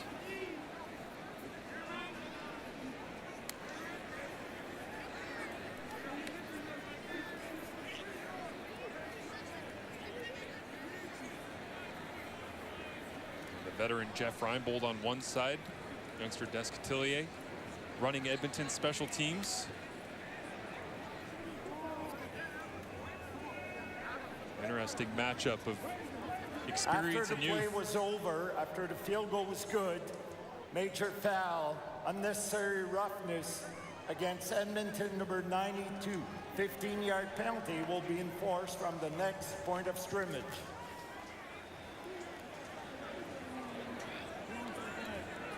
Week 2 kicks off with Thursday night football. Lapo and I are going to the Strevler retirement tailgate. Yes.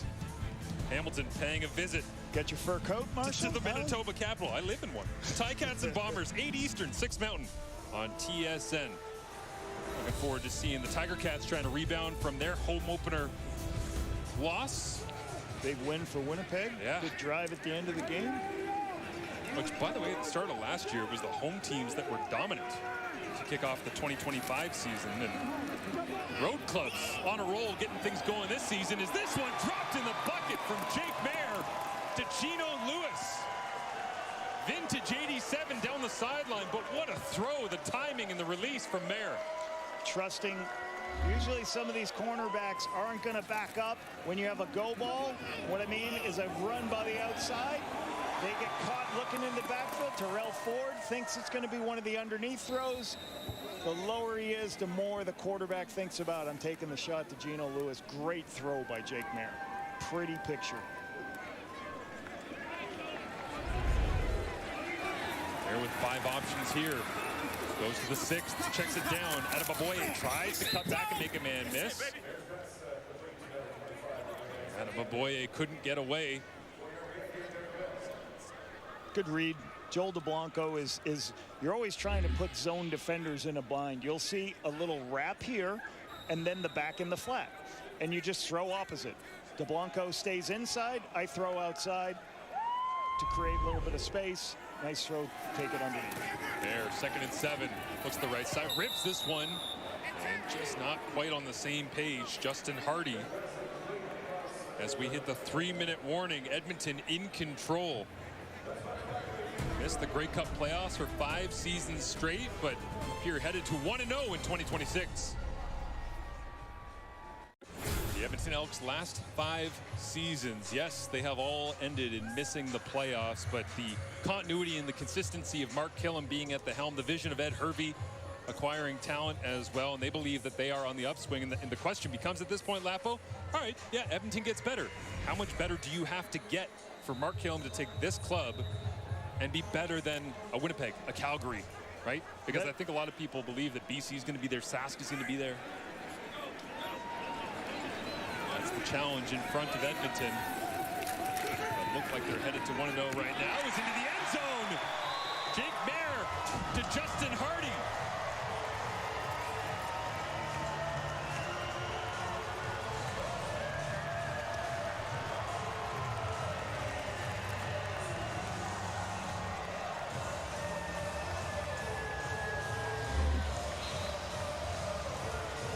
Adebaboye, watch him pick up the blitzer. As the blitzer comes in, bang. Shoulders square, take it on at the line of scrimmage. Don't take it on at the quarterback's feet to give your quarterback the opportunity to throw the dig. You want to throw digs when linebackers vacate the middle of the field. First rule of a quarterback, throw the dig when the linebacker vacates, but great pickup by Adebaboye. Second cookie cut. Now going for 2, Keelan White. And he got it. It's a one-score game with 2:54. Oh, I forgot the CFL. No lead is safe. Great job by the Redblacks offense. Solid drive. Top end plays into the end zone. And early in the game, they tried to make this throw in the middle of the field. You'll see it again in the middle of the field. When safeties vacate the middle of the field, the quarterback is Well, here's the first touchdown, not the 2-point. Just like I said, when the linebackers blitz, you want to throw the digs because there's nobody underneath that can get underneath it. Okay, so there's the first touchdown there. Okay, and now the convert. Anytime a safety's out of the middle of the field, what do? You find the post player, throw it right through the goalpost for the touchdown. Keelan White for the 2-point convert right there. Good pitch and catch from Jake Mayer to Keelan White as well there. I mean, it looks basic, but what a great shot from our crew in the end zone there, where you see the eyes of Jake Mayer switching from 1 to 2 to 3, putting it in a spot that Keelan White could bend his route at the back of the end zone. And now Mark Killam, the intensity goes up on the Edmonton sideline. Yeah, you had that graphic up about the Edmonton Elks missing the playoffs 5 season, and we've talked about it before. We believe it's one of the biggest reasons. 6 out of 7 different starters week 1 at the quarterback position. And, you know, Cody brings them the experience, the understanding what wins football games, and they have some explosive backs, really good offensive line, and getting better defensively. Von Leek turns from his 20 across the 30. Coverage there to bounce him out of bounds at the 35-yard line. So it's all about game management at this point for Cody Fajardo and the Edmonton Elks offense. You know, 1 touchdown, right? 22 of 32. He's going to have high completions. That's what been his whole career. The yardage sometimes not going to be big. A lot of that yardage is a 60 yards check down. So some of those numbers, but the big number, 0 turnovers. Absolutely protecting the football. Paramount for the Edmonton Elks opportunities. Justin Rankin in the backfield. As jump cut, and now Ottawa's defense all of a sudden brought to life. Michael Wakefield. They'll scuffle behind the play, but they'll zone blitz and a pressure. You're going to see Bennett Williams. You're going to see a number of guys coming inside here. But Wakefield at the line of scrimmage. They make a mistake, block down, leave the A-gap player, the player over the center guard in a position where he can stop the quarterback's feet and go. Mistake in how they're blocking the play. You got to block level 1 guys first. Miscommunication on what they're trying to do. Redblacks front showing their true potential. Haven't seen much of it tonight with Rankin running wild as Fajardo looks to throw. Incomplete. Backwards 4 yards on first down. Incomplete on second in a 1-score game. It's a 2-and-out. Very conservative call here. Calling a hitch on 2nd and 15. Just trying to get a little bit better yardage. Didn't want to, you know, here you're in this long yardage situation because of the first yardage. That's the softest player you can throw. They've got 2 hitches with a corner out on the outside. Trying to get it, just misses. Big Julian spirals Wilson down to the 20-yard line. Khalil Pimpleton with speed. Corrals it at the 30, throws the brakes on, and admits defeat with a host of tacklers right there. Jake Mayer, chance to play hero in his first start in the nation's capital. 61% so far, 187 yards. The Elks have not given him only 1 explosive play right before the half. They've kept everything in front of them. He's going to need the same thing. You can check it down. Plenty of time left in this game. 8-point game. Get the touchdown. Get the 2-point. Doesn't need an explosive. Just needs to be good on 1st and 10. 29 years young for number 13. First opportunity to prove himself to our nation. Pressure comes. Mayer checks it down underneath. Begins with a completion to Daniel Adebaboye. And that one going nowhere fast. Ryan Dinwiddie will now have to dig back into the play sheet and find some answers. Really good pressure right up off the inside. Malik Carney gets it, beats the guard, comes inside, forces this quick throw, and J.J. Ross is right there to make the play on the check down. There, looks left the whole way, throws this one up for grabs and falls down to the ground as he lofted it, incomplete. Total miscommunication. communication, and Maier's body language as he let that one go just screamed that he was totally not on the same page as the intended receiver, but it hits the turf regardless. Yeah, there was a twist on the outside that I think he thought there was going to be a free player that was about to hit him, and I think he tried to throw the inside player on a seam, but the corner is going to fall off of the deep third, and then I think he's trying to throw one of these inside balls. Regardless, the punt. I think he's trying to throw that seam up there. He's got to see what that corner is doing. And you can't throw a block. You're better off. Can't put yourself in position to throw that interception. And the drop here for He's Tyrell trying. Ford. He's trying. Holding on to it. Oh, the pain. Had an easy interception for the start of the season. Career high tackles last year, 56.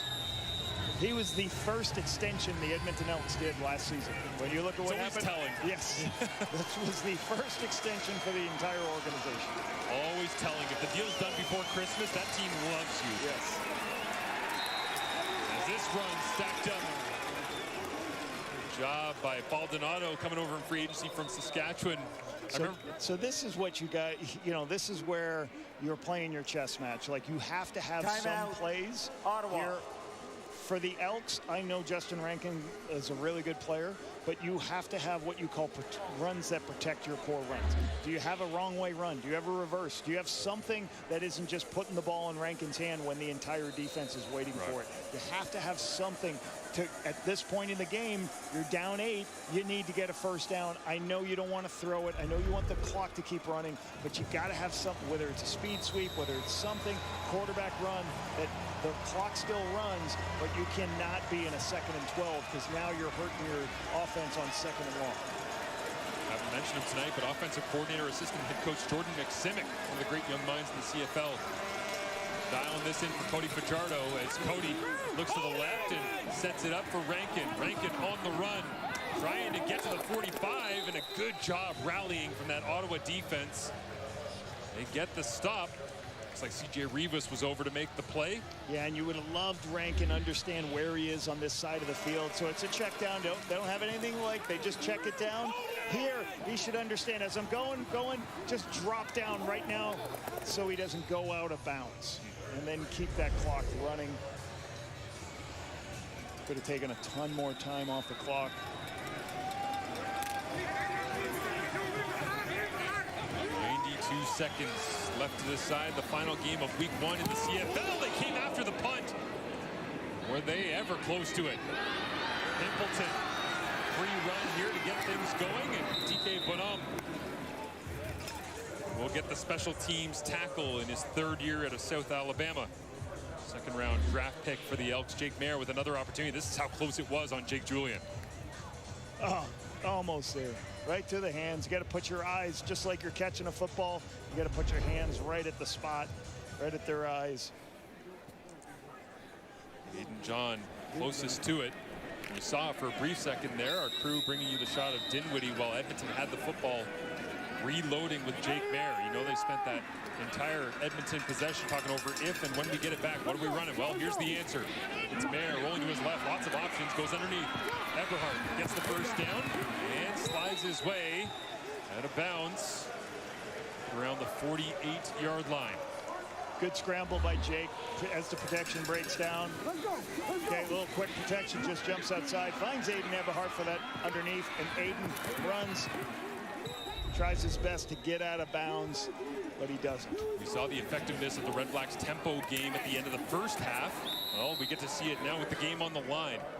65 seconds left, 8-point ball game. Back to Eberhardt they go with a pickup on first down. You're seeing Jake right now, he's calling coded words. What does that mean? One word tells everybody what to do, tells the protection, tells what the concept is. And then as soon as the ball snapped in, they're going to go with a quick cadence. Looks over the middle, frees his feet, and up for grabs! Oh, it was almost intercepted. In the hands of Keelan White, into the hands of J.J. Ross. And the only result of that one is the turf. Keelan White drops what is called the, you're not going to like this call, but this is called a jerk route, where you run, you stop, the linebacker waits, and then you take off and start running again. He had good positioning. He just didn't see the ball into his hands. J.J. Ross had a perfect opportunity to seal this game. But 3rd and 6, we'll see what happens here. Ross had it on ice. Now Mayer tries to heat up. Quick release out of his hands. No call.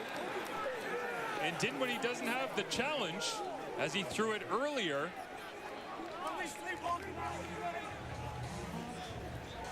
J.C. Sherritt really starting to trust his defense. 3rd and 6, what do? Okay, he's going to run break inside, but everybody else is blitzing. This is what you call cover 0. There's nobody there. The free safety has to come down to make this play. Free safety, Jalen Garnes gets down there. Just goes through the hands. A couple of drops tonight by both teams here. Ryan's was hoping to get a pass interference, but no challenge left because of the earlier challenge. So results in a turnover on downs. 4th turnover of the ball game for the Redblacks, and right in the middle of the fray goes Justin Rankin. So the ball should stay on the ground once again. You're not going to, right here with 46 seconds left, you run this, let this clock wind all the way down, run it once more, let the clock wind down once again, punt it, be very little time, and walk out of here with a win. Clock rolling. A wet win. Yeah, on the road. A season opener win for the Edmonton Elks as well. Those have been few and far between. The Redblacks with a golden opportunity to get the ball rolling here in 2026. We'll have to wait, looks like, until week number 3 when the Toronto Argonauts come to town. Now you've got 23 seconds left, so there's a couple of things you could also do. You could keep Cody out here, and you could do what you call a victory pass, where the clock just started. You could call what's called victory pass, where you just throw it up and hopefully it takes the last 2 or 3 seconds off the clock, but it looks like they're going to use their timeout. And Fajardo calls time, as instructed by head coach Mark Killam. Timeout, Edmonton. 7-11 last year for the Elks head coach in his first season with the Double E. By the way, that 5-year playoff absence from the playoffs, the longest run in club history. The next longest was 4 years, from 1962 to 1965. And this group dearly wants to put that conversation to an end. The last time Edmonton was in the playoffs, I noticed, by the way, on Thursday night when Brandon Banks got surprised by going into the Objectionable conduct on the Edmonton bench. This is a 10-yard penalty. It is still 3rd down. The Elks backed up, clock stops for a second, but the last time the Elks were in the playoffs, I noticed in the Brandon Banks video montage, they used a clip from the 2019 East Final when Banks fell down and had that legendary touchdown catch, and I thought to myself coming into this game, last time the Elks made the playoffs, a guy who just went into the Hall of Fame. When you're getting used in video montages of Hall of Famers, you know it's been a while as they throw it backwards, kill the clock. Another completion, if you will, even though it won't count as that, from Fajardo to Austin Mack. Running backwards to see the clocks go to zeros and take a knee. Edmonton goes on the road in the first week of the CFL season and winds it out with a victory. Road teams 3-0 in week number 1.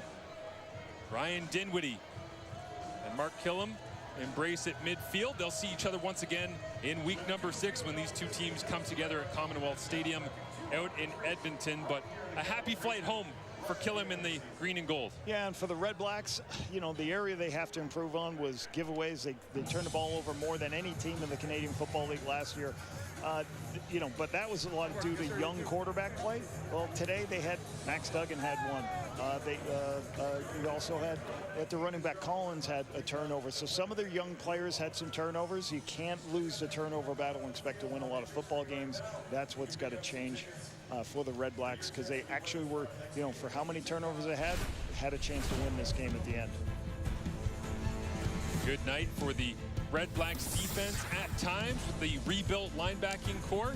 Niles Morgan, CJ Rivas, AJ Allen, Jake Mayer, his first start here with the Ottawa Redblacks. An opportunity to send an opening message to the home fans, but it was all Edmonton in the end. Cody Fajardo, touchdown pass to Austin Mack, gets it done. That does it for week 1 in the CFL. Time now for SportsCenter with Mark Rowe and Wesley Chang.